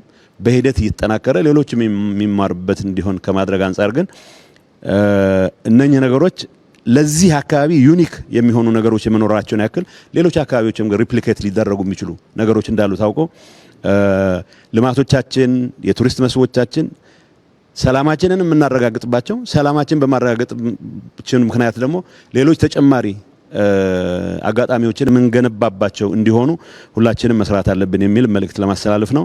በዚህ አጋጣሚ ሸንቀጥቀጥ ለማለት የሚያስችለን ያቃሰትንም ቢሆን ብዙ ጋራ ለመውጣት ስላስገደዱን በዚህ አጋጣሚ ማመስገን ፈልጋለሁ። ሌሎች አጋጣሚዎችም ተጠቅመን መወያየቱ ብቻ ሳይሆን አገር ምን አለው ብሎ ለማየት የሚያስችለውን አጋጣሚ መጠቀም መቻል መልመድ አለብን የሚል እግረ መንገድ መልእክት ማስተላለፍ ፈልጋለሁ። አመሰግናለሁ። በመጀመሪያ ደረጃ ይሄንን እድል ስላመቻቻችሁልን እጅግ በጣም አመሰግናለሁ። አንዳንዶቹ ጓደኞቼ እንደተናገሩት እኔም ባሌ የመጣሁት ለመጀመሪያ ጊዜ አይደለም። በተለያዩ ጊዜያቶች መጥቻለሁ። ሶፍ ዑመርንም አይቼ አውቃለሁ፣ ሌሎችንም አይቼ አውቃለሁ። ግን በዚህ ስፋትና በዚህ ደረጃ አልተረዳሁም፣ አላየሁም። እውነት ለመናገር ከልቤ ነው። በዚህ ደረጃ ስፋት ያለው በዚህ ደረጃ ትልቅ ሀብት አለ ብዬ ወስጄ አላውቅም። አንዱ ያየሁት ይሄን ነው። ይሄ ማለት በኢትዮጵያ ደረጃ ትልቅ ሀብት እንዳለ፣ ይህ ሀብት ሁሉ ትልቁ ሀብት አፈርና ውሃ ነው። በኢትዮጵያ ውስጥ ትልቅ ሀብት እንዳለ የሚያሳይ ነው፣ ማሳያ ነው ይሄ። ግን ይሄ ሁሉ ሀብት እያለ እግዚአብሔር እነዚህን ሁሉ መርቆ ሰጥቶ ለዘመናት ለማኝ ሆነናል፣ ድሃ ሆነናል። ድሃ ክብር የለውም። ይሄንን ስናይ እልህ ሊይዘን ይገባል። ለምን? በእውነት ለመናገር ይሄንን ሁሉ ይዞ ድሃ መሆን ያሳፍራል። ይሄ መነገር አለበት፣ በትክክል መነገር አለበት፣ ህዝቡም ማወቅ አለበት። ይሄ እንደተጠበቀ ሆኖ ግን አሁን የተጀመረው ስራ በድፍረት የሚወሰነው ውሳኔ በፍጥነት የሚያልቀው ስራ እና ትልቅ መስዋዕትነትን የሚጠይቅ ስራ ደግሞ ተጀምሯል። ክቡር ጠቅላይ ሚኒስትር ሁሌኛ በሰራነው ስራ አንኮራም፣ የተለየ ክብር እንዲሰማንም አይፈለግም። ግን የተሰራ ስራ መነገር አለበት፣ ሁላችንም ልንረካበት ይገባል። ይሄ ተስፋ ሰጥቶኛል። ይሄንን ሀብት ወደ ጥቅማችን ቀይረን ከድህነት እንወጣለን፣ የተከበረች ሀገርና ህዝብ እንሆናለን የሚል ተስፋ ሰጥቶኛል። ይሄንን የተጀመረውን ተስፋ በሙሉ ልብ በሙሉ አቅም ተግባራዊ እንዳናደርግ ግን እንቅፋት የሚሆኑ ነገሮች አሉ። ሁለት ናቸው ለኔ። አንድ የሰላም ችግር። ዛሬ ኢትዮጵያ ውስጥ በእኔ እምነት ጥይት የሚተኮስበት ምክንያት አለ ብዬ አላምንም። ባሌ ለዚህ ትልቅ ምሳሌ ነው። ለምንድን ነው መሳሪያ የሚያነሳው ሰው ሀሳቡን በነጻነት መግለጽ የማይችል ከሆነ፣ መጠየቅ የማይችል ከሆነ፣ ስለተናገረ የሚገደል ከሆነ መብቱን ለማክበር መሳሪያ ማንሳት አለበት። አንስተዋል ባሌ በዚህ ዘመን። ዛሬ እኔ እንደሚገባኝ እስከማውቀው ድረስ ባሌ ደግሞ ሰላምን መርጦ ሰላም ነው ይሄ ዞን ትልቅ ምሳሌ ነው። በዚህ እኔ የኢትዮጵያ ህዝብም ፓርቲውም መንግስትም በከፍተኛ ደረጃ ማውገዝ ያለብን ይሄንን የጀመርነው እናስቀጥል ከተባለ የጥይት ተኩስ መቆም አለበት። ይሄንን ህዝቡ በዋናነት መውሰድ አለበት ብዬ አምናለሁ። እሱ ከሆነ ይህች ሀገር ተስፋ አላት፣ ታሪካችን ይቀየራል። ስለዚህ አንዱ በዚህ አጋጣሚ መናገር የሚፈልገው ይሄንን ነው። በሁለተኛ ደረጃ የሚሰሩ ስራዎች ተጠናክሮ እንዳይቀጥሉ ከግራና ከቀኝ የሚመጡ አሉታዊ አስተሳሰብ፣ አሉታዊ ወሬዎች እርሶም ፓርቲውም ብዙ ለዚህ ቦታ የሚሰጥ አይመስለኝም። ከዚህ በላይም ቦታ መስጠት የለብንም ብዬ አምናለሁ። ምክንያቱም የሚታይ የሚዳሰስ ነገር ሌላ ትርጉም ስትሰጠው ታያለ። ይሄ ነው የሚጎላው። ይሄ አይጠቅምም፣ ለማንም አይጠቅም። መጨረሻ ላይ ማንሳት እንፈልገው ብዙ ጊዜ አንዳንድ ነገሮች ይጀመሩና እርካታ ይመጣል። ገና ነው ጅምሩ፣ ተስፋ አለው ብለን ስንል እርካታ ግን መኖር የለበትም፣ እንቅፋት ነው የሚሆነው። ገና ብዙ ነገር አለ፣ ገና ብዙ ፈተና አለ፣ ገና ብዙ መንገድ አለ። እሱን ላይ በግንባር ቀደምትነት እርሶ፣ ቀጥሎ ፓርቲው፣ ሌላውም አመራር ጉዟችን ረጅም ነው፣ ገና ብዙ ስራ አለን የሚል ስራ ለዚህ የሚያነሳሳ መሆን አለበት ብዬ አምናለሁ። አመሰግናለሁ። አመሰግናለሁ ክቡር ጠቅላይ ሚኒስትር። እኔ ይህንን እድል በመፈጠሩ በጣም ደስ ብሎኛል። ከዚህ ስብስብ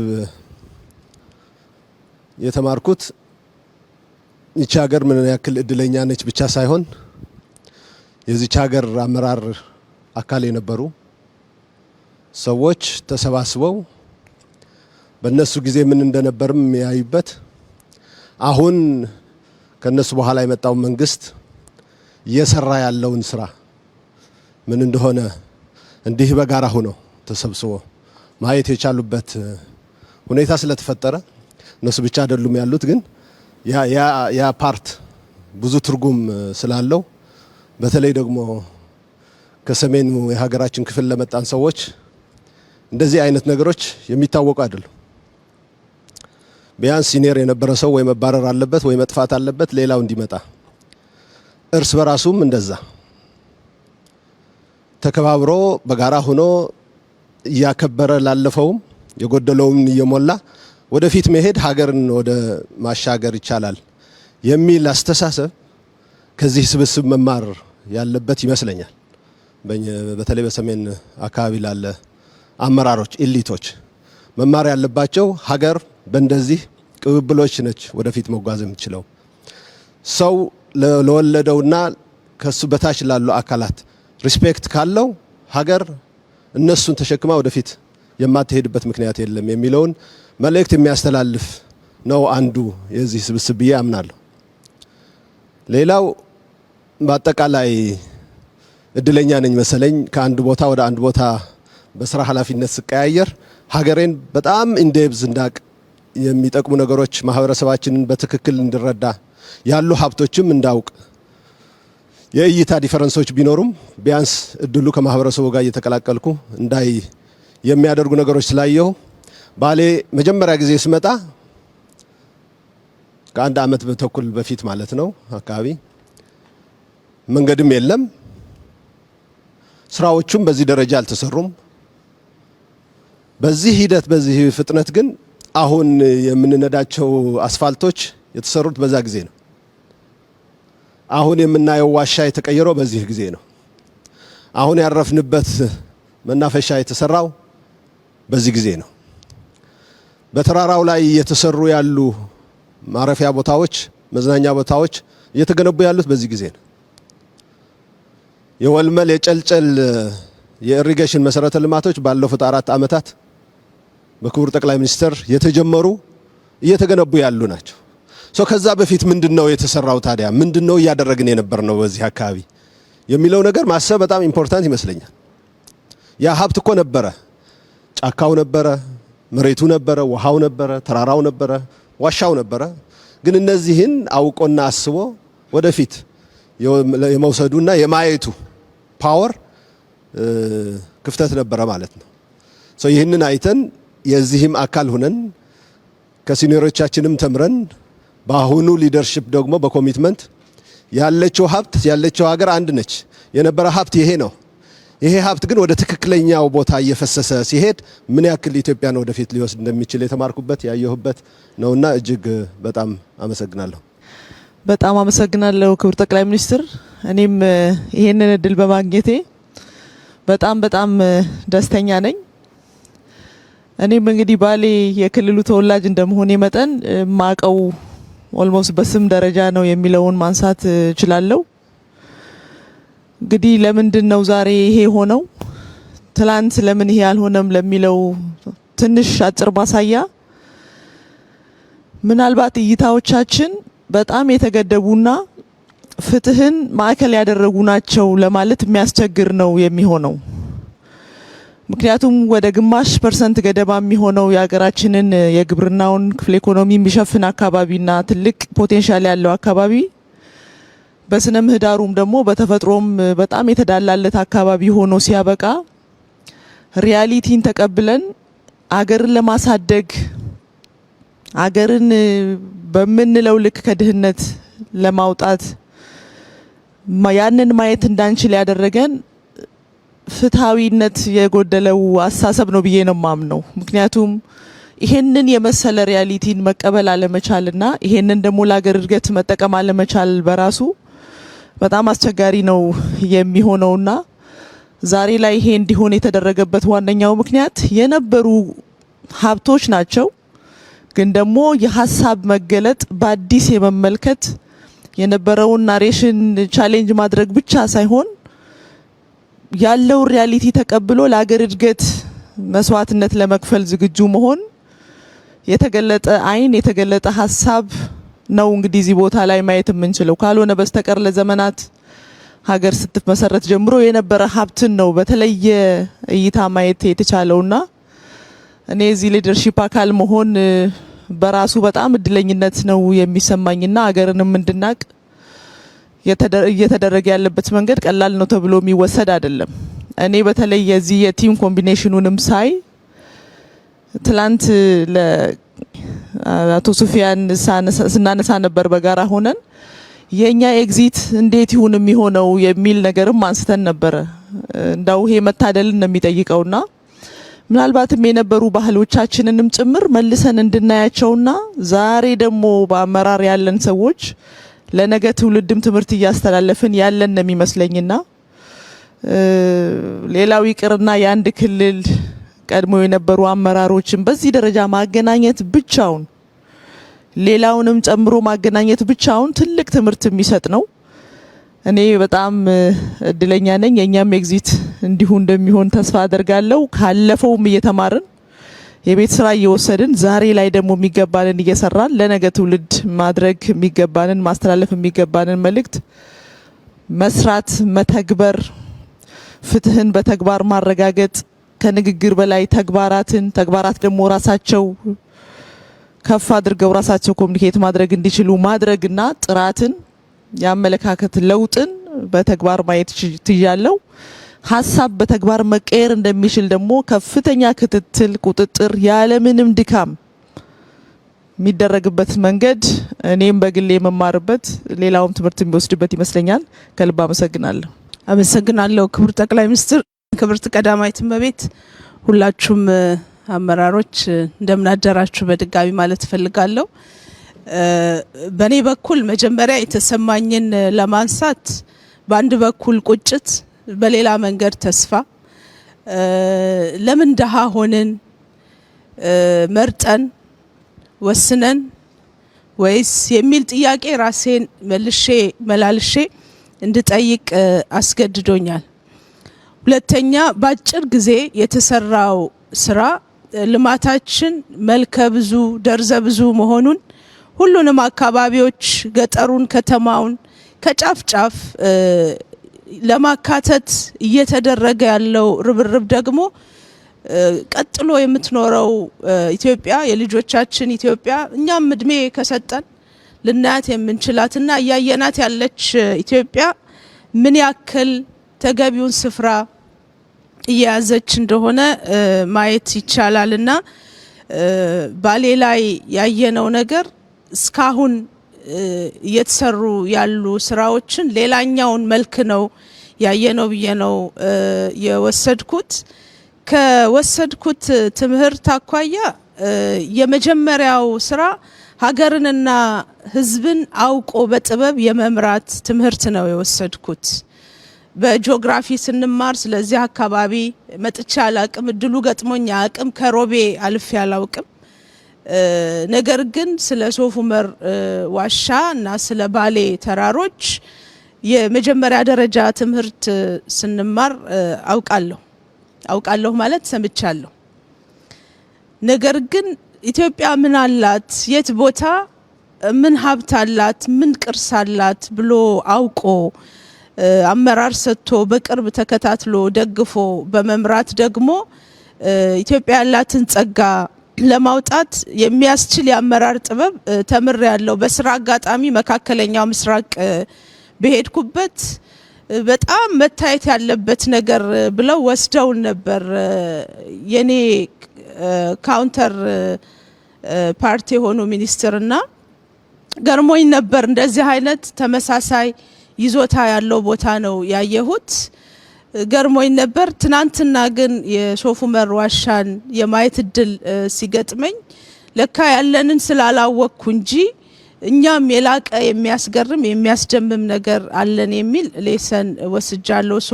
ጸጋን መሰረት አድርጎ አውቆ የመምራት ጥበብ በጣም ትልቁ ነው የሚመስለኝ። ሁለተኛው በተለያየ መንገድ ተነስቷል። የፖለቲካ ባህል ለውጥ ላይ የተሰራ ያለው ስራ ፎር ግራንትድ የሚወሰድ አይደለም ማለት ነው። የስራ ውጤት ነው። አዲሱን ትውልድ ነባሩን ትውልድ እኔ የሰለጠኑ የሚባሉ ሀገራት ጋር ትናንት ኮንቨርሴሽን ነበረን። ለሰለጠነው ዓለም ከኔ የተሻለ ኤክስፖዠር ያላቸው አመራሮች ጋር የማውራት እድል ነበረንና በሰለጠነው ዓለምም ጭምር እንደዚህ አይነት ልምድ በተሟላ መንገድ ብዙ የሚታይ አይደለም ተብሎ ነው ሲነሳ የነበረውና ያልነበረን የፖለቲካ ባህል ነው። እኔ ቢያንስ ተገምግሜበታለሁ። የወጣን አመራር ለምንድነው ቶሎ ቶሎ ስልክ ምትደውዩ ተብዬ ተገምግሜያለሁ። እዚህ ዊትነስ የሆኑ ጓደኞች ያሉ የግምገማው መድረኩ ላይ የፓስት ለመውቀስ አይደለም፣ ያለፍንበት ሂደት ነው። መማር ያስፈልጋል። እየገነባን ያለው ስርዓት እየገነባን ያለው የፖለቲካ ባህል ዝም ብሎ አብሮ መንቀሳቀስ ዝም ብሎ የሚመጣ ነገር አይደለም ማለት ነው። እኛ ማንበር የምንፈልጋት ኢትዮጵያ የሀሳብ ልዩነት ያለው ሰው ቢኖር የትውልድ ልዩነት ቢኖር ይሄን ሁሉ አብሮ መያዝ እና አብሮ መሄድ አብሮ መራመድ ያስችላል። አንዱ የአንዱን ዊዝደም መማር ይችላል። አዲሱ ትውልድ ከነባሩ ትውልድ የሚማረው አለ፣ ነባሩ ትውልድ ከአዲሱ ትውልድ የሚወስደው አለ ማለት ነው። አዲሱ ትውልድ እየሄደ ያለበትን ፔስ ጨምሮ እይታውን ጨምሮ ሊወሰድ የሚችል ትምህርት አለ። ይሄንን ትምህርት ወስጃለሁ በግሌ ማለት ነው። ፕሮባብሊ የነገዋ ኢትዮጵያ ደግሞ ከዛሬ በላይ እጅግ በጣም ቆንጆ ትሆናለች የሚልም እምነት አለኝና እነዚህን ሁለት ሌሰኖች እና ሁለት ስሜቶች ያስተናገደ ቆይታ ነው የነበረኝ። እጅግ አድርጌ አመሰግናለሁ። አመሰግናለሁ ክቡር ጠቅላይ ሚኒስትር። የኔ ሜቢ ሪፍሌክሽን እንደ ሀገር ኢትዮጵያ ለማደግ ለመለወጥ ለመበልጸግ ሁሉም ፈጣሪ ሁሉንም ራይት ኢንግሪዲየንት ሰጥቷታል ብዬ አምናለሁ። ሜቢ ለምን አልተለወጥንም ለምን አላደግንም? ምክንያቱም መለወጥ ማደግ የነበረብን ትላንት ነበር ዛሬ ሳይሆን። ለምን አልተለወጥንም ለምን አላደግንም ብለን ካየን ሜቢ የአመራር ቪዥን እንዲሁም ቁርጠኝነት ውስንነት እንዲሁም ደግሞ የዜጎች አሁን ያለው ትውልድ ወይም ትላንት የነበረው ትውልድ እኔ ዋጋ ከፍዬ ለነገዎቹ ለልጆቻችን የተሻለ አገር አውርሳለሁ የሚል ትውልድ ሜቢ አለመኖሩ ይመስለኛል። ከዛ በተረፈ ግን ሁሉም ራይት ኢንግሪዲየንቶች ተሰጥተዋታል ኢትዮጵያ ብዬ አስባለሁ። ለዚህም ጥሩ ማሳያ ባሌ ነው። ባሌ ብዙ ጊዜ ባሌን ግለጪ ሲባል ባሌ መጥቶ መታየት ያለበት ነው፣ ለመግለጽ ከባድ ነው ላለው። ምክንያቱም ሁሉም ራይት ኢንግሪዲየንቶች ባሌ ውስጥ አሉ። ሁላችንም በዚህ ቆይታ እንዳየ ነው። ለምሳሌ ግብርናን ለማሳደግ ባሌን ብቻ ሳይሆን ኢትዮጵያን የብሬድ ባስኬት ለማድረግ ምቹ ተፈጥሮዎች አሉ፣ ምቹ መልክዓ ምድር አለ። እንዲሁም ደግሞ ከዚህ የሚነሱ 5 ትልልቅ ወንዞች አሉ። እዚህ አካባቢ ያለውን ኢትዮጵያ ውስጥ ያለውን ብቻ ሳይሆን ጎረቤት ተሻግረው ከ30 ሚሊዮን በላይ ህዝብ ውሃ የሚያጠጡ ወንዞች እዚህ አሉ። መልክዓ ምድሩም የተመቸ ነው። ስለዚህ ይሄንን ገርቶ ትልቅ ለኢትዮጵያ ለባሌ ብቻ ሳይሆን ለኢትዮጵያ ትልቅ ከድህነት ለመውጣት ትልቅ ተስፋ ለመሆን የሚችል አቅም ያለበት አካባቢ ነው። እንዲሁም ደግሞ በቱሪዝም ካየነው ውብ መልክዓ ምድር አለ። እጅግ በጣም ያማረ የተዋበ ለመግለጽ በጣም አዳጋች የሆነ በጣም ብዙዎችን የሚያማልል የብዙ ሀገሮች ያላቸውን መስህቦች በአንድ ቦታ የያዘ የተፈጥሮ ሀብት አለ። እነዚህን መግራት እነዚህን ተፈጥሮ የሰጠንን ትንሽ ነገር ጨምረንበት እዚህ መሳብ አለመቻላችን ካልሆነ በስተቀር ሁሉም ራይት ኢንግሪዲየንቶች አገር ውስጥ እንዳለ ያሳያል። አሁን እንግዲህ በዚች ጥቂት አመታት ውስጥ በተጀመሩ በጣም ብዙ ቦታዎች ላይ ትልቅ ስራዎች እየተሰሩ ነው። ምንም እንኳን ወደምንፈልገው ለመድረስ ገና ጅምሮችና ማሳያዎች ቢሆኑም እነዚህ ትልቅ ተስፋ የተጣለባቸው የአመራር ቪዥን የታየባቸው ትልቅ ስራዎች በየቦታው አሉ ባሌን ጨምሮ። እዚህ ላይ እንግዲህ ይሄ ትውልድ እኔ እንደሚገባኝ እኔንም ጨምሮ መቁረጥና መወሰን ይኖርበታል።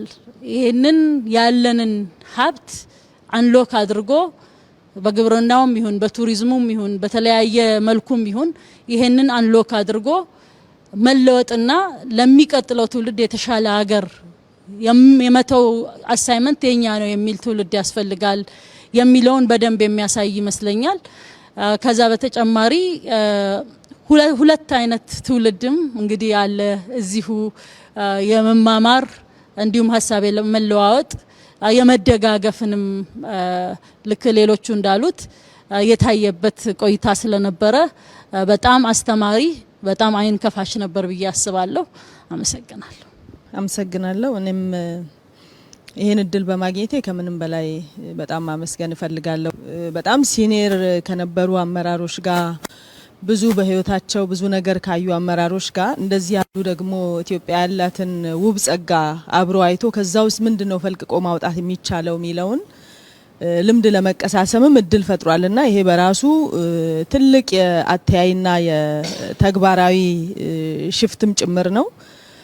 ብዙ ታሪክ ቀይሯል ብዬ አምናለሁ። በጣም ብዙ እንደሄድን ነበር ያሰብኩት። ማለት ውስጤ የነበረው በጣም ብዙ ሩቅ ይሄዳናል። በቃ አሁን የተጀማመሩ ላውንች የተደረጉ በጣም ያው ሰሞኑን የጀማመርናቸው ስራዎች ተደማምረው በዚህ አመት በተለይ ደግሞ ከህዳሴ ግድብ ጀምሮ ያሉትን የተጀማመሩ ኢኒሼቲቮችን ደማምሬ አይቼ በጣም ብዙ ርቀት ትውልድ ሊያስኬድ የሚችል ስራ እንደጀመርን ውስጤ ፊል ያደርግ ነበረ።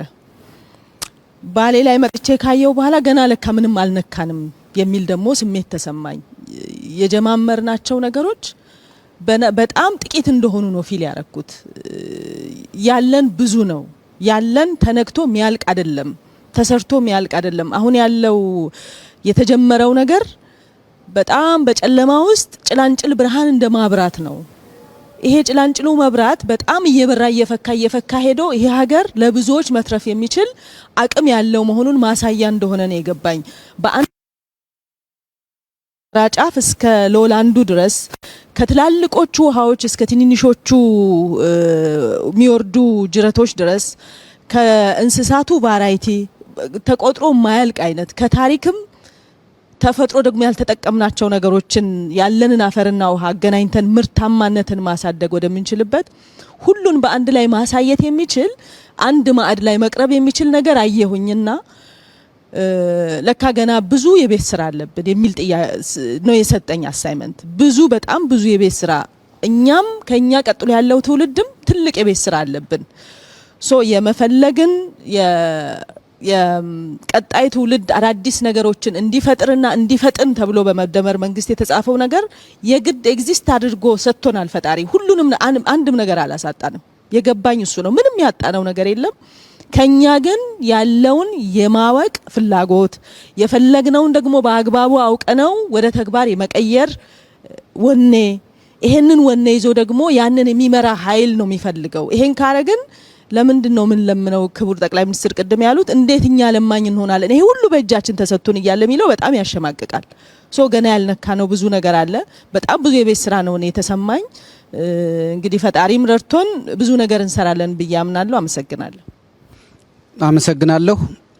እንደ ባሌ አይነት ቦታ የመጣ ሰው ከመልስ ይልቅ ብዙ ጥያቄዎች ነው የሚያተርፈው።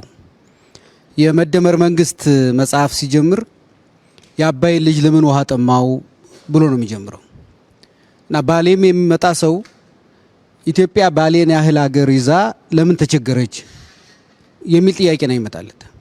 ቅድም እንደተገለጸው የወንዞቹ ብዛት፣ የመልክዓ ምድሩ አይነት፣ ለግብርና ያለው ተስማሚነት፣ ለታሪክና ለቅርስ ለባህል ያለው ምቹነት ይሄን ያህል ትልቅ ሀብት ያለበት ሀገር ለምንድን ነው የተቸገረው? እውነት ኢትዮጵያውያን አተን ነው የተቸገርነው ወይስ በቅንጦት ምክንያት ነው የተቸገርነው? የኛ ድህነት የጦት ነው የቅንጦት ነው? ያለማየት ነው ያለማግኘት ነው? ያለመፈለግ ነው ወይስ የመነፈግ ነው? ብዙ ጥያቄዎች ነው የሚመጡት ባሌ ውስጥ። እኔ በዚህ 3 ቀን በተዘዋወርኩበት ከመልሱ ይልቅ ጥያቄው ነው በየደቂቃው ሲያስቸግረኝ የነበረው። ለምንድን ነው እንደዚህ የሆን ነው? ስለ ሀብት ያለን እይታ ለምንድን ነው በዚህ መጠን ራሳችንን ድሃ አድርገን እንድንቆጥር ለምን የተደረገው? ድሃው ማን ነው? የኛ አስተሳሰብ ነው ወይስ ኢትዮጵያ ናት ድሃ የሆነችው? ለምን ነው ማየት ያልቻል ነው? ለምን ነው እንዲህ አይነት እድሎችን በሚገባ ተጠቅመን አገራችንን ስሟንም ክብሯንም መቀየር ለምንድን ነው ያልቻል ነው? እና እኔ ባሌን ያህል ሀገር ይህን ያህል ሰፊ ሀብት ይህን ያህል ሰፊ ታሪክና ቅርስ ያለው ሀገር ተራበ ተቸገረ ሲባል ሲሰማ ለምንድን ነው እንደምንም ያልቆጠር ነው? ወይም ለምንድን ነው ተቀበለ ነው የኖር ነው እንዴ?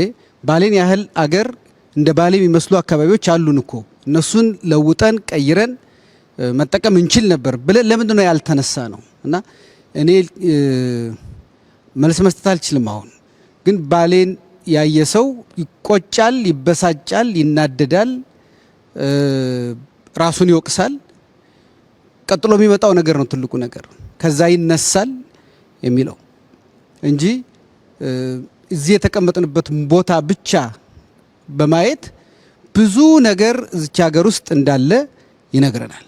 በባሌ ተራሮች ውስጥ፣ በባሌ ሸለቆዎች ውስጥ፣ በባሌ ወንዞች ውስጥ የሚያልፍ ሰው ከመልስ ይልቅ ብዙ ጥያቄዎች ነው የሚፈጠሩበት እና ይሄ ትውልድ የሚቀየረው እነዚህን ጥያቄዎች መመለስ ሲጀምር ነው ብዬ ነው ማምነው። አመሰግናለሁ። በመጀመሪያ ለነበራችሁ ትጋት፣ ለሀሳቡም ለወኩም ስለመገኘታችሁም እኔም ማመስገን እፈልጋለሁ። በመገኘታችን ውስጥ የሚያልፍ በጣም በርካታ ነገር ስላለ መገናኘቱ በራሱ ጥሩ ነው እና ለዚያ ምስጋና ይገባችኋል። እኔም አመሰግናለሁ። የመጀመሪያ መጀመር የምፈልገው ሶፍ ዑመር ለመጀመሪያ ጊዜ ያየሁበትን ቀን ስሜት ነው። እነ ሽመልስ ጋር ነበር የመጣ ነው። አሳዩኝ ሶፍ ዑመርን። በጣም ተበሳጨው። የተጋነነ ብስጭት ነው የነበረው። በጣም ነው ያዘንኩት። ምክንያቱም ይሄን የሚያክል ሀብት እያለ መዘንጋቱ ለምን የሚል ቁጭት ፈጠረብኝ። የቁጭቱ መንስኤ ኬቡን ሙሉ አላየ ነው። ሙሉ ሄደን ብናየው እና አሁን የኢትዮጵያ መንግስት ሀብታም ነው ብለን እናስብና ይሄንን ኬቭ ልስራው ብሎ ሀብት መድቦ ቢጀምር በስንት አመት በስንት ቢሊዮን ዶላር ይሰራዋል? አሁን ማጽዳቱን እንተው እንስራ ብንል ስንት ዳሴ ይወጣዋል? እዚህ የተሰራው ስራ ርዝመቱ፣ የአርኪቴክቸር ዴብዙ፣ የድንጋዩ ብዛት፣ በውስጡ ገና ያልገቡን ያላወቅናቸው ጉዳዮች ምን ያክል ሀብት ቢወጣባቸው ይህንን ነገር መድገም እንችላለን። አንዱ ሀሳብ እሱ ነበር። ሁለተኛ የኛ ከኋላ ጋር ያለን ጸብ በሳቢዎቻችን እንዳስቀመጥ ነው ወደፊት መራመድ እንዳንችል በእጅጉ ይዘውናል። አንድ ሰው ኋላውን ማየት ያለበት ለትምህርት ብቻ ነው። ከዚያ ያለፈው ንትርክና ትናንትና ውስጥ መኖር ዛሬን እንዳንሰራ ነገን አርቀን እንዳንመለከት ይጋርዳል። ሶፍ ዑመር ኬቭ ውስጥ ያገኘው ነገር በሆነ ዘመን የኢትዮጵያውያን ስልጣኔ ይመስለኛል። ለዚህ መነሻዬ አንደኛ ላሊበላ በሄድኩበት ወቅት የነገሩኝ ከላሊበላ እስከ አክሱም ውስጥ ለውስጥ የሚያስኬድ ኬቭ አለ ይላሉ። የተወሰነ ሞክረው ጨለማ ስለሆነ የአየር ችግር ስላለ ፈርተው ተው እንጂ የሞከሩ ሰዎች አሉ። ጻድቃን ደግሞ እንደነገረኝ ፋጺ አካባቢ ዋሻ አለ። እነሱም ትንሽ ሞክረው ትተውታል። ግን በጣም ርቀት ወዳለው ቦታ እንደሚወጣ እንደሚያገናኝ ወደ ፖርት ሰምተዋል። በሆነ ዘመን የኢትዮጵያውያን ዜጎች በየቦታው ዋሻ ፈልፍለው አንድን ጫፍ ከላይ ማገናኘት ልምምድ የነበራቸው ይመስለኛል። የበለጠውን ተመራማሪዎች፣ ሳይንቲስቶች መፈተሽ ቢኖርባቸው ለምንድን ነው እኛ ስንመጣ እዚህ አካባቢ የሚታወቀው ዋሻ ይሄ አይደለም። ስንወጣ አሳያቸዋለሁ። በሌላ ጫፍ ያለ ነው። እዚያ ውሃው አስቸግሮን ስንፈልግ ነው ያገኘነው። ይሄን እምብዛም አይታወቅም ይሄ ዋሻ። ቅድም ሶፍ ዑመርን አውቀዋለሁ ያለ ሰው ማንኛችሁም አታውቁትም ይሄን ዋሻ። የምታውቁት በዛኛው ጫፍ ያለውን ሲፈለግ ተገኘ። አሁንም ያልደረስንባቸው በጣም በርካታ ቦታዎች አሉ። የሚገርማችሁ አንደርግራውንድ አለ እዚህ ውስጥ ያልገባንበት። ዘሴም ዋሻ አንደርግራውንድ አለ። ብዙ የማናቃቸው ጉዳዮች አሉ። ከታሪክ ጋር ጸብ አይኑረን የሚለው እሳቤ ሶፍ ዑመር ላይ ጀመርነው አይደለም። ከግጭት በፊት ታስታውሱ ከሆነ አክሱም የጣሊያን መንግስት ለምኜ ይዤ ነበር።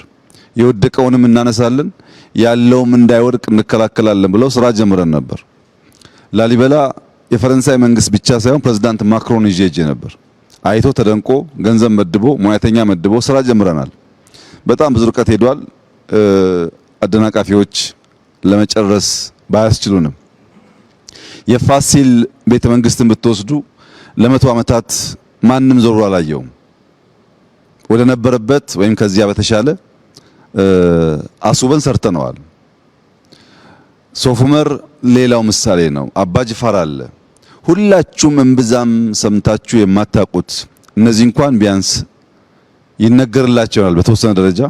አላላ ኬላ ማንም ሰው እንደ ታሪክም የሚያውቀው አልነበረም። አላላ ኬላን የሞከርነው ነገር ታሪኮቻችን በየትኛውም ጫፍ ቢሆኑ የኛ ስለሆኑ መጥፋት የለባቸውም። ከትናንትና ጋር ያለን ጸብ መቆም አለበት። ትናንትና ጋር ስንጨቃጨቅ፣ ትናንትና ስንኖር፣ ዛሬን ሳንሰራ ትውልድ ልመናን እየተቀባበለ መቀጠል የለበትም የሚል ጽኑ እምነት ስላለ ነው።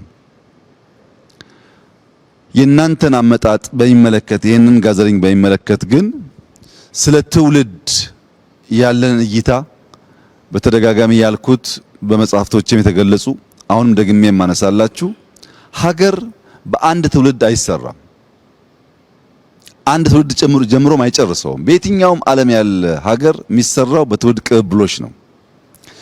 ሀገር ብቻ ደግሞ አይደለም፣ ትውልድ ራሱም ሙሉ የራሱ ማንነት የለውም፣ የራሱ ስብዕና የለውም። ትውልዶች በሶስት ይከፈላሉ። 3E እንላቸዋለን። ኤግዚት የሚያደርጉ አሉ። ኤግዚት የሚያደርጉት ትናንት የተከሏቸው ችግኞች፣ የጣሏቸው አሻራዎች፣ ያስቀመጧቸው ብሎኬቶች ብቻ ሳይሆኑ እሳቤዎችም አሉ። እነዚህ እሳቤዎች ኤግዚስት በሚያደርገው አሁን ባለው ውስጥ የግማሽ ማንነቱ ኤግዚት ከሚያደርገው የተወሰደ ነው። የኔ ግማሽ ማንነት ከኔ ቀደም ከነበሩ ሰዎች የተወሰደ ነው። ከነሱ የሰማሁት ነገር በሰብኮንሺየስ ማይንዴ ይሰራል። ከነሱ ጋር ያየሁት ነገር በሳቢዎቼ ይሰራል፣ በጽሁፎቼ ይሰራል። ዝም ብዬ ትናንትናን ሙሉ በሙሉ ዘንግቼ ልፈጠር አልችልም። አሁን ባለኝ ማንነቴ ውስጥ 20፣ 30፣ 40፣ 50% ትናንትና አለበት። ሶስተኛው ኢመርጅ የሚያደርግ ነው። ይሄ ዛሬ ውይይት ጨምሮ ነገ የሚፈጠር ሰው ከኛ የሰማውን ከኛ ያየውን ሳይወስድ ማንነቱን ሊቀርጽ አይችልም። ሶስቱ ኤግዚት የሚያደርገው ኤግዚስት የሚያደርገውና ኢመርጅ የሚያደርገው ጄኔሬሽን ቢፈልጉም ባይፈልጉም ደም ብቻ ሳይሆን እሳቤ ይጋራሉ። ያንን መካድ ነው መከራ የሆነብን። ትናንትናን ሰው ሲወቅስ እሱ ብቻውን ዛሬ ቆም ይመስለዋል። ዛሬ መቆም አይቻልም ብቻህን። ትናንትና በአንተ ላይ ጥላ አለው።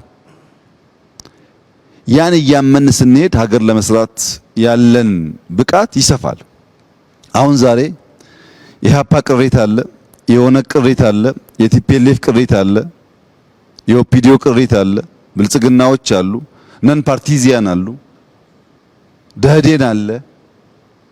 ይህ ቀላል ስብስብ አይደለም። እንደ ፓርቲ ስታዩት እንደዚህ መነጋገር መቻል፣ የቀሩትም ካሉ ጨምረን ለመነጋገር ምንድነው የሚያግደን ብሎ ማሰብ አስፈላጊ ነው። መነጋገር ይቻላል፣ መወያየት ይቻላል። እንዳንነጋገር የሚያደርጉን ነገርና እናንተም ባነሳችኋቸው እሳቤዎች ውስጥ ግምት እንዲገባ የምፈልገው ነገር ግን ማንኛውም ኢኖቬሽን፣ ማንኛውም ፈጠራ የፍልሚያ ውጤት ነው። ማንኛውም ፈጠራ ከፍልሚያ ውጭ እውን ሊሆን አይችልም። የዚያ ፍልሚያ መነሾ የነበረ ማንነት፣ የነበረ ህልውና እሱን ሊያከስምና በአዲስ ማንነት የሚገለጥ ነገር ሲፈጠር ሁለቱ መካከል ውጊያ አለ። ለምሳሌ በኖኪያና በአፕል መካከል ውጊያ አለ።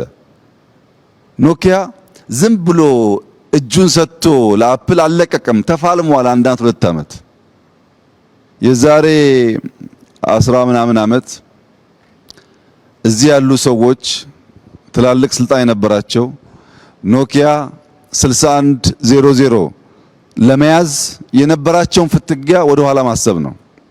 ዛሬ ከነሱ ላንዱ ያቺን ኖኪያ ገዝቼ ብሰጥ አትሳደብ ነው እንጂ የሚቀበለኝ ሰው የለም። ያ ኤግዚስተንስ የለም።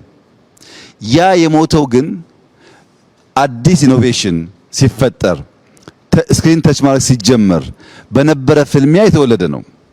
ፖለቲካም፣ ኢኮኖሚም፣ ሶሻል ኮንስትራክሽንም በእነዚህ ፍልሚያ ውስጥ ያልፋሉ። ይሄን ናቹራል ነገር መቀበል ሰዎች ይቸገራሉ። ብትፈልጉም ባትፈልጉም ሲኒየር አመራሮች እዚህ ያላችሁ፣ ውጭም ያሉ እናንተን የሚመስሉ ሰዎች ኤግዚት ማድረግ አይቀሬ መሆኑን አምኖ መቀበል ያስፈልጋል። ሁሌ አለሁ ማለት አይሰራም። ነበርክ ትሄዳለህ። ኢመርጅ የምታደርጉ ደግሞ አሁን ደግሞ ኤግዚስት የምታደርጉ ደግሞ ሰዎች፣ ስልጣን ላላችሁ ሰዎች ብትፈልጉም ባትፈልጉም እድለኛ ከሆናችሁ ብቻ ነው የዚህን ኤግዚት የሚያደርግ ሰው ቻንስ የምታገኙት። ብዙዎች አላገኙም። ግማሹ ሞቷል፣ ግማሹ ጠፍቷል።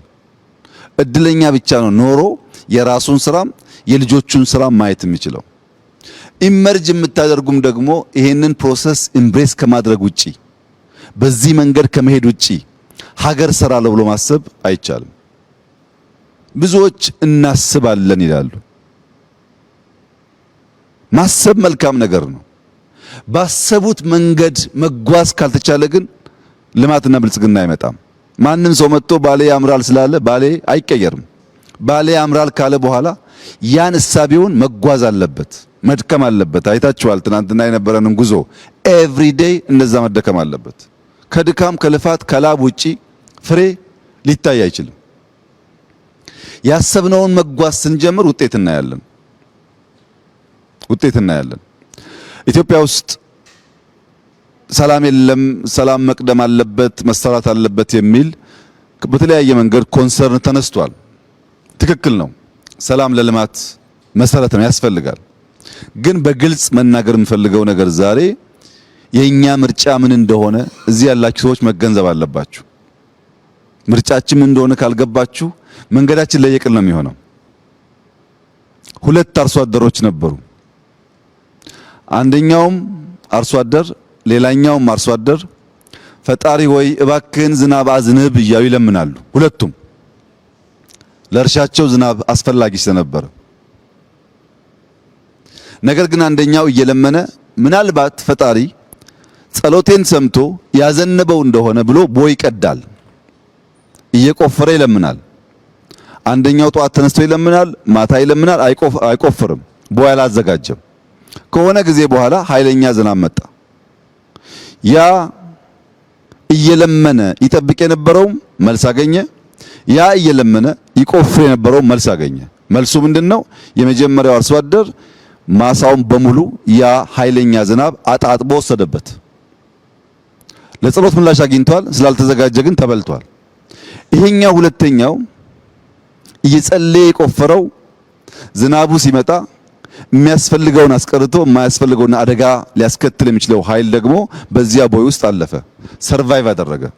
የኛ ምርጫ እንደሱ ነው። ሰላም እንዲመጣ እንለምናለን፣ ሰላም እንዲመጣ እንሰራለን። ሰላም እስኪመጣ ግን አንቀመጥም፣ እናለማለን። ምርጫችን እንደሱ ነው። ብዙዎች ሰላም እያሉ ኢትዮጵያ ውስጥ ባለፉት 100 ዓመታት ሰላም አልነበረም። አሁን ፌስቡክ እና ዩቲዩብ ስላለ በየቀኑ ስለምንሰማው ነው እንጂ የበዛው ሰላም አልነበረም። የአፄ ቴዎድሮስ ታሪክ ዘመቻ ነው። የአፄ ዮሐንስ ታሪክ ዘመቻ ነው። የመንግስቱም በኋላም የነበረው ሽፍታ ኢትዮጵያ ውስጥ ጠፍቶ አያውቅም። ወንበር ለማጽናትና ሽፍታ ለማሳደድ 100% የደከሙ መሪዎች ሶፍ ዑመርን ዘንግተውታል። ትርፍ ያገኘነው እሱን ነው። ሽፍታ ባህል ስለሆነ እያጠፋ ነው። በአንድ እጃችን እናለማለን ካላልን በቀር ራሱ የምንመኘውን ሰላም አናመጣም፣ አናጸናም። ሰላም ከልማት ውጭ አይጸናም። የባሌ ወጣት አሁን የጀመርነውን ስራ ካየ አይዋጋም፣ ያጓጓል ልማቱ። እኔ እንደማምነው እናንተም እንዳላችሁት የኢትዮጵያ ልማት ከጫፍ ጫፍ መሄድ አለበት። ከትግራይ ጫፍ እስከ ጋምቤላ ጫፍ መሄድ አለበት። ከትግራይ ጫፍ እስከ ጋምቤላ ጫፍ የሚሄደው ልማት ግን ዩኒፎርም መሆን አይችልም። ሁሉም ጋር ሶፍ ዑመር የለማ፣ ሁሉም ጋር ላሊበላ የለም፣ ሁሉም ጋር አክሱም የለም፣ ሁሉም ጋር አባ ጅፋር ቤተ መንግስት የለም። የእያንዳንዱን ከባቢ ጸጋ ለይተን አውቀን ማውጣት ስንችል ያ ደግሞ ሲሰናሰል ሲደመር ኢትዮጵያን እንዳላችሁት እጅግ ያማረችና የበለጸገች ሀገር ያረጋታል። ባሌ ቀደም ሲል እንዳነሳሁት በዞርኩባቸው ዓለማት ሁሉ አይቼ አላቅም ያልኩበት ምክንያት እኔ ተወልጄ ያደግኩበት አካባቢ በጣም ጫካ ነው። ቡና አለ፣ ደን አለ። ጫካ ለኔ ብርቄ አይደለም፣ ያድጌበታለሁ። ግን የኛ ጫካ ከባሌ ጫካ ጋር አንድ አይደለም፣ ይለያያል። ባሌ ውስጥ በሺህ ሄክታር በሄሊኮፕተር ሄዳችሁ የማትጨርሱት አስደማሚ እርሻ አለ። ይሄ ብዙ ቦታ አይታይም። ጅማ አይታይም፣ ወለጋ አይታይም። እርሻዎች አሉ፣ ግን በሄሊኮፕተር ለረጅም ሰዓት ተጉዘህ የምታየው ወጥ እርሻ አይታይም። በምግብ ራስ ለመቻል የሚያስችል ብቃት አለ ማለት ነው። ባሌ ውስጥ የዱር አራዊት ዲንሾ ብቻ ሳይሆን ሳነቴ ወተን ቀይ ቀበሮን እና መሰል አዋፋት ትናንት እንዳያችሁት ያሉት የተለየ ደግሞ ዳይቨርሲቲ ይታያል። እዛ ጋር ታች ስትወርዱ ደግሞ ሀረና አንበሳን ጨምሮ በጣም በርካታ ነገሮች አሉ። የዱር አራዊት አለ። ፈረሱ ይለያል፣ ከብቱ ይለያል፣ ዛፉ ይለያል። ፓልም ትሪ እቺን ከምታክል እስከ መሎ ዛፍ ትሪ አለ። ቆማችሁ ርቀቱን የማታዩትን ዛፍ በጣም ረጅም ዛፍና በጣም አጭር ዷርፍ ዛፎች ደግሞ አሉ። ብዙ ሀገራት ሰመር ዊንተር እያሉ ይከፋፈሉና በዊንተር ጊዜ በጣም በረዶ ሲሆንባቸው የሰመር ካምፕ ይሄዳሉ ወይም ሰመር ሃውስ እያሉ ይወጣሉ። ዊንተሩን ሬዚስት ማድረግ የማይችሉ መካከለኛው ምስራቅ ደግሞ ሰመር በጣም ከባድ ስለሆነ ቀዝቀዝ ያለ ቦታ ፍለጋ ሌላ ሀገር ይሄዳሉ፣ ቪዛ ትኬት ምናምን ብለው። አሁን ባሌ ሀገር ቢሆን የት ይሄዳል? በ20 ደቂቃ ጉዞ ቅዝቃዜ አለ፣ በ20 ደቂቃ ጉዞ ሙቀት አለ፣ በ20 ደቂቃ ጉዞ ጫካ አለ፣ በ20 ደቂቃ ጉዞ የሚያስደንቁ መስኮች፣ እርሻዎች አሉ። እዚሁ ብቻ በተለያየ ሲዝን ሊኖርበት የሚያስችል ነገር ፈጥሮ መኖር ይችላሉ ማለት ነው። ሁሉ አላቸው። ላይ ሳነቴ ላይ ያየነው የቅዝቃዜ ቦታ ያላቸው ሀገራት ይኖራሉ። የኛ ዩኒክ ስጦታ ላይሆን ይችላል። ግን እዛ ያየናቸው 20 30 40 የሚጠጉ ክሬተር ሌኮች ምንም አይነት የሰው እጅ ያላረፈባቸው ትንሽዬ ብንሰራቸው ግን ምን ሊሆን እንደሚችሉ አስቧቸው። ክሬተር ሌክ በጣም ክሊን ውሃ ነው ያለው። ሳነቴ ተራራ እዚህ አካባቢ ላሉ ውሃዎች ሁሉ የውሃዎች እናት ነው ይባላል። ለምን? እነዚያ ያየናቸው ሌኮች ትሩ ታይም ሲንክ እያደረጉ ነው ሪቨር የፈጠሩት። እነሱን ካልጠበቅን ታች ውሃ አናገኝም ማለት ነው። ዛፎቹ፣ ጫካዎቹ ልክ እንደ ሰው ሽበት አላቸው። ተጠላልፈው ተዋህደው በጣም ብዙ ዳይቨርስ የሚያደርግ አይነት ስፔሲስ ያላቸው ወፎች፣ ዋይልድ አኒማልስ እና አትክልቶች አብረው ይኖራሉ። ባሌዎች ይሄን ምን ያክል ተገንዝበውታል? ጥያቄ ነው። ኢትዮጵያ ምን ያክል ተገንዝበውታል? ጥያቄ ነው። ለምን አልሰራንም? ጥያቄ ነው። ቅድም ዳንኤል እንዳለው ብዙ መጠየቅ አለብን። አንድ ማወቅ ያለብን ነገር ግን ባሌዎች እዚህ ስፍራ ላይ የዛሬ 700 ዓመት በ60 ቋንቋ መድረሳ ያስቀሩ ነበር። በ60 ቋንቋ ከናይጄሪያ ጭምር ሰው መጥቶ እዚህ ቁርአን ይቀራ ነበር። በኦሮምኛ በአማርኛ ሳይሆን በ60 ቋንቋ ያስተምሩ ነበር። እዚህ ቦታ ላይ ትላልቅ ዑለማዎች፣ ሼኮች ነበሩ።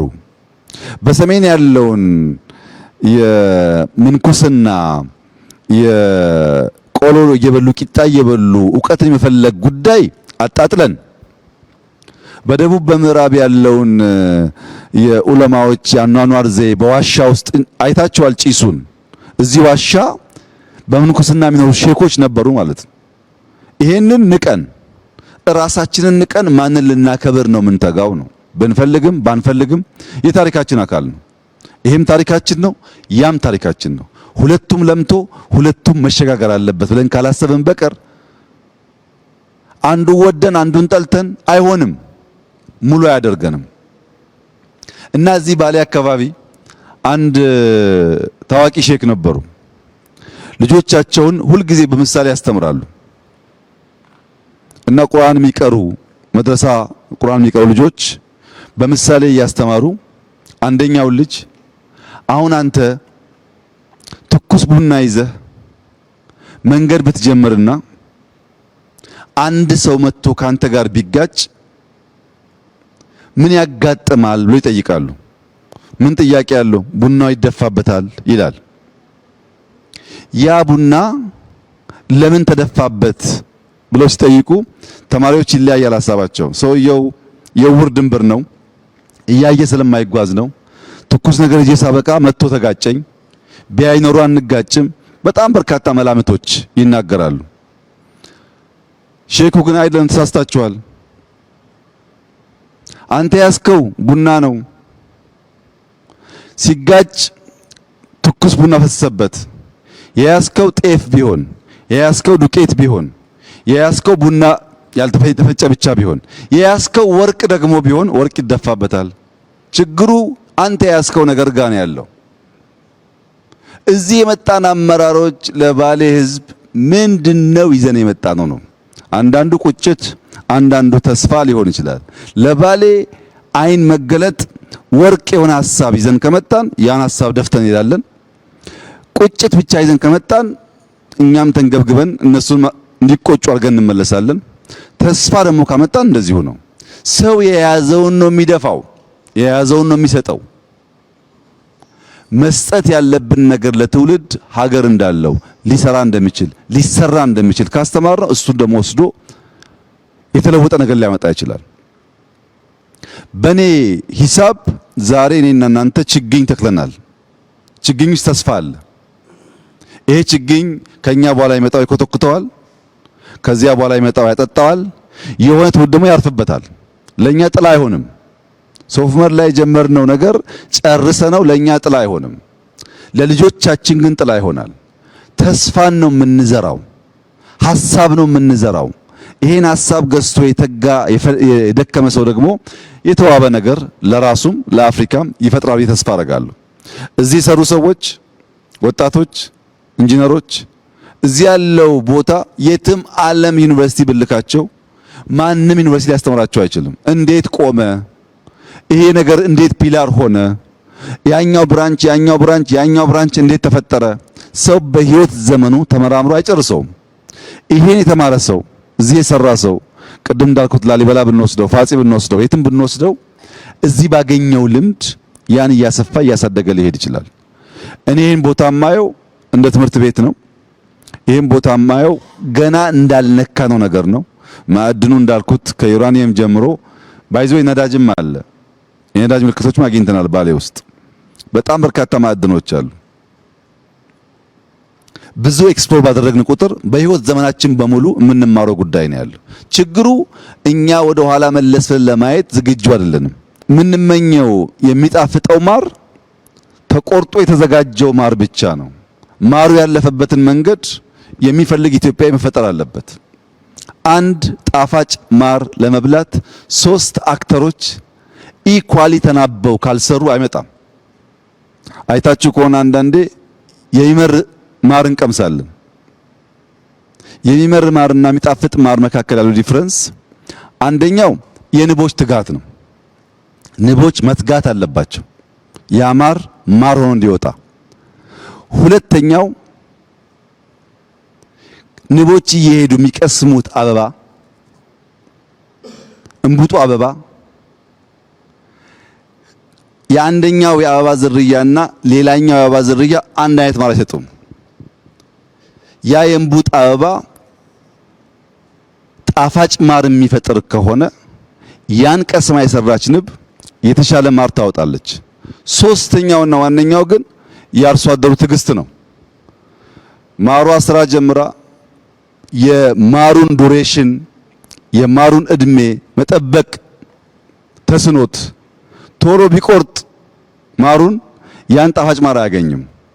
የተጋች ንብ፣ መልካም አበባ እና ትዕግስተኛ አርሶ አደር ናቸው የሚጣፍጥ ማር መቅመስ የሚችሉት። የሚተጋ ትውልድ የሚተጋበትና ኢንቨስት የሚያደርግበትን ቦታ የሚያቅ ትውልድ በትዕግስት የሚጠብቅ ማህበረሰብ ካለ የበለጸገች ኢትዮጵያን ማየት ይቻላል። አንዱ ሲጎል ግን የተሟላ አይሆንም። በእኔ እምነት 2018 የተስፋ ብርሃን ጭላንጭል የሚታይበት አመት ይሆናል ብለን የተናገርነው 4 ዓመት 5 ዓመት ሊሆን ይችላል። ስልጠና ስንሰጥ የነበራችሁ ታውቃላችሁ። እኔ አሁን በእርግጠኝነት ውስጤ ያለውና ማምነው ይሆናል ብዬም እየሰራ ያለሁት የዛሬ 6 ዓመት ማክሲመም ኢትዮጵያ በአፍሪካ ሁለተኛ ትልቁ ኢኮኖሚ ትሆናለች። ለዚህ የሚያስችል በጣም በርካታ ስራዎች ይሰራል ነው። ሽፍታ አለ ግን ትሆናለች።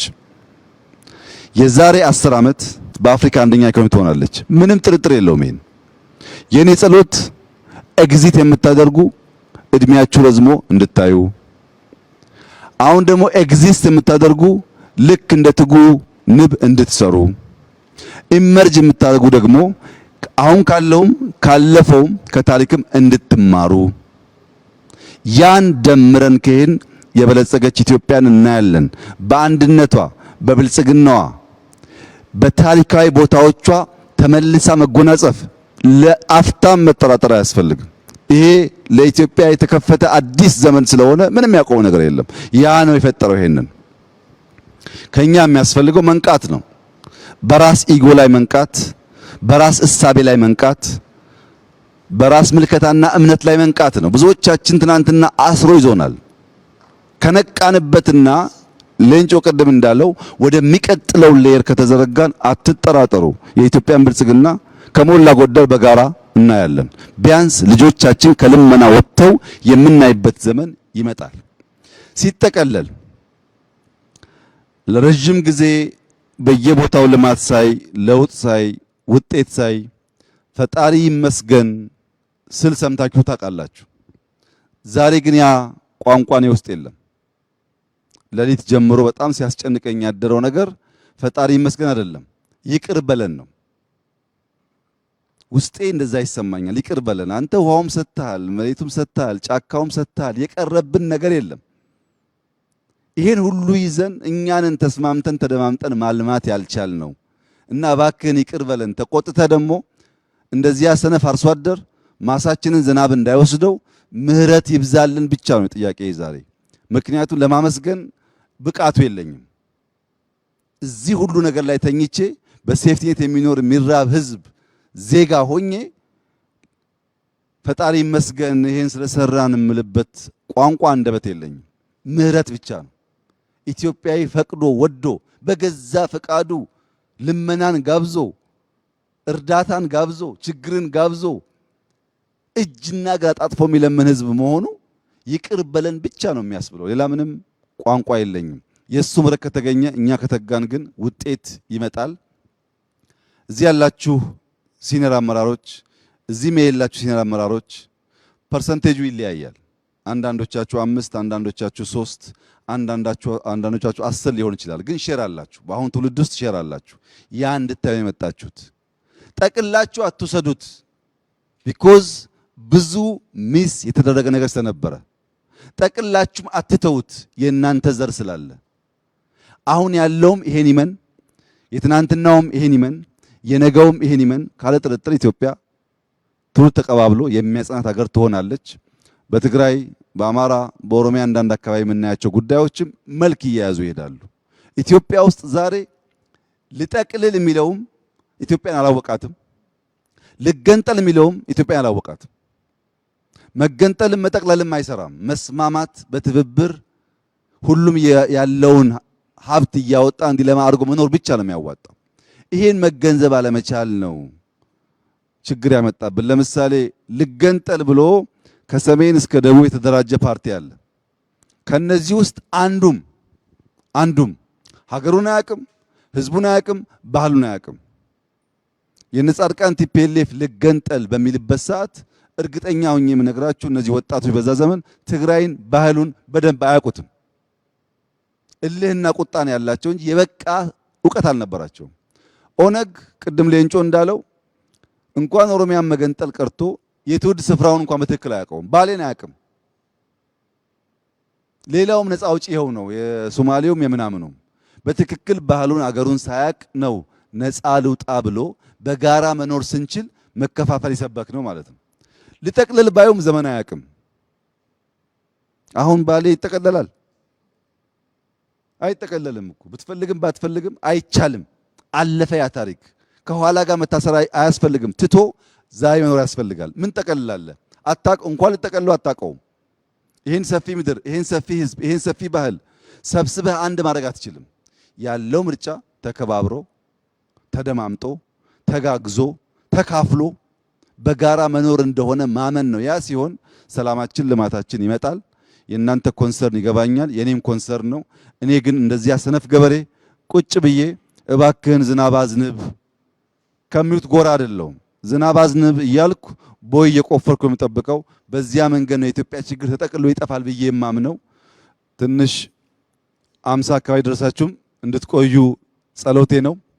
ያኔ ስንገናኝ በአፍሪካ አንደኛ ኢኮኖሚ የበለጸገች የማትቸገር የምትረዳ ኢትዮጵያን በጋራ እንደዚሁ ደግሞ እንወያያለን ብዬ ተስፋ አደርጋለሁ። እጅግ አድርጌ አመሰግናለሁ። በጣም ደስ ብሎኛል። ይሄ ባህል ይቀጥል፣ ይደግ፣ ይመንደግ ብቻ ነው ማለት የምፈልገው። በሌላ ጊዜ ደግሞ ስንገናኝ እንደዚሁ እንወያያለን። ስለነበረን ቆይታ እጅግ አድርጌ አመሰግናለሁ።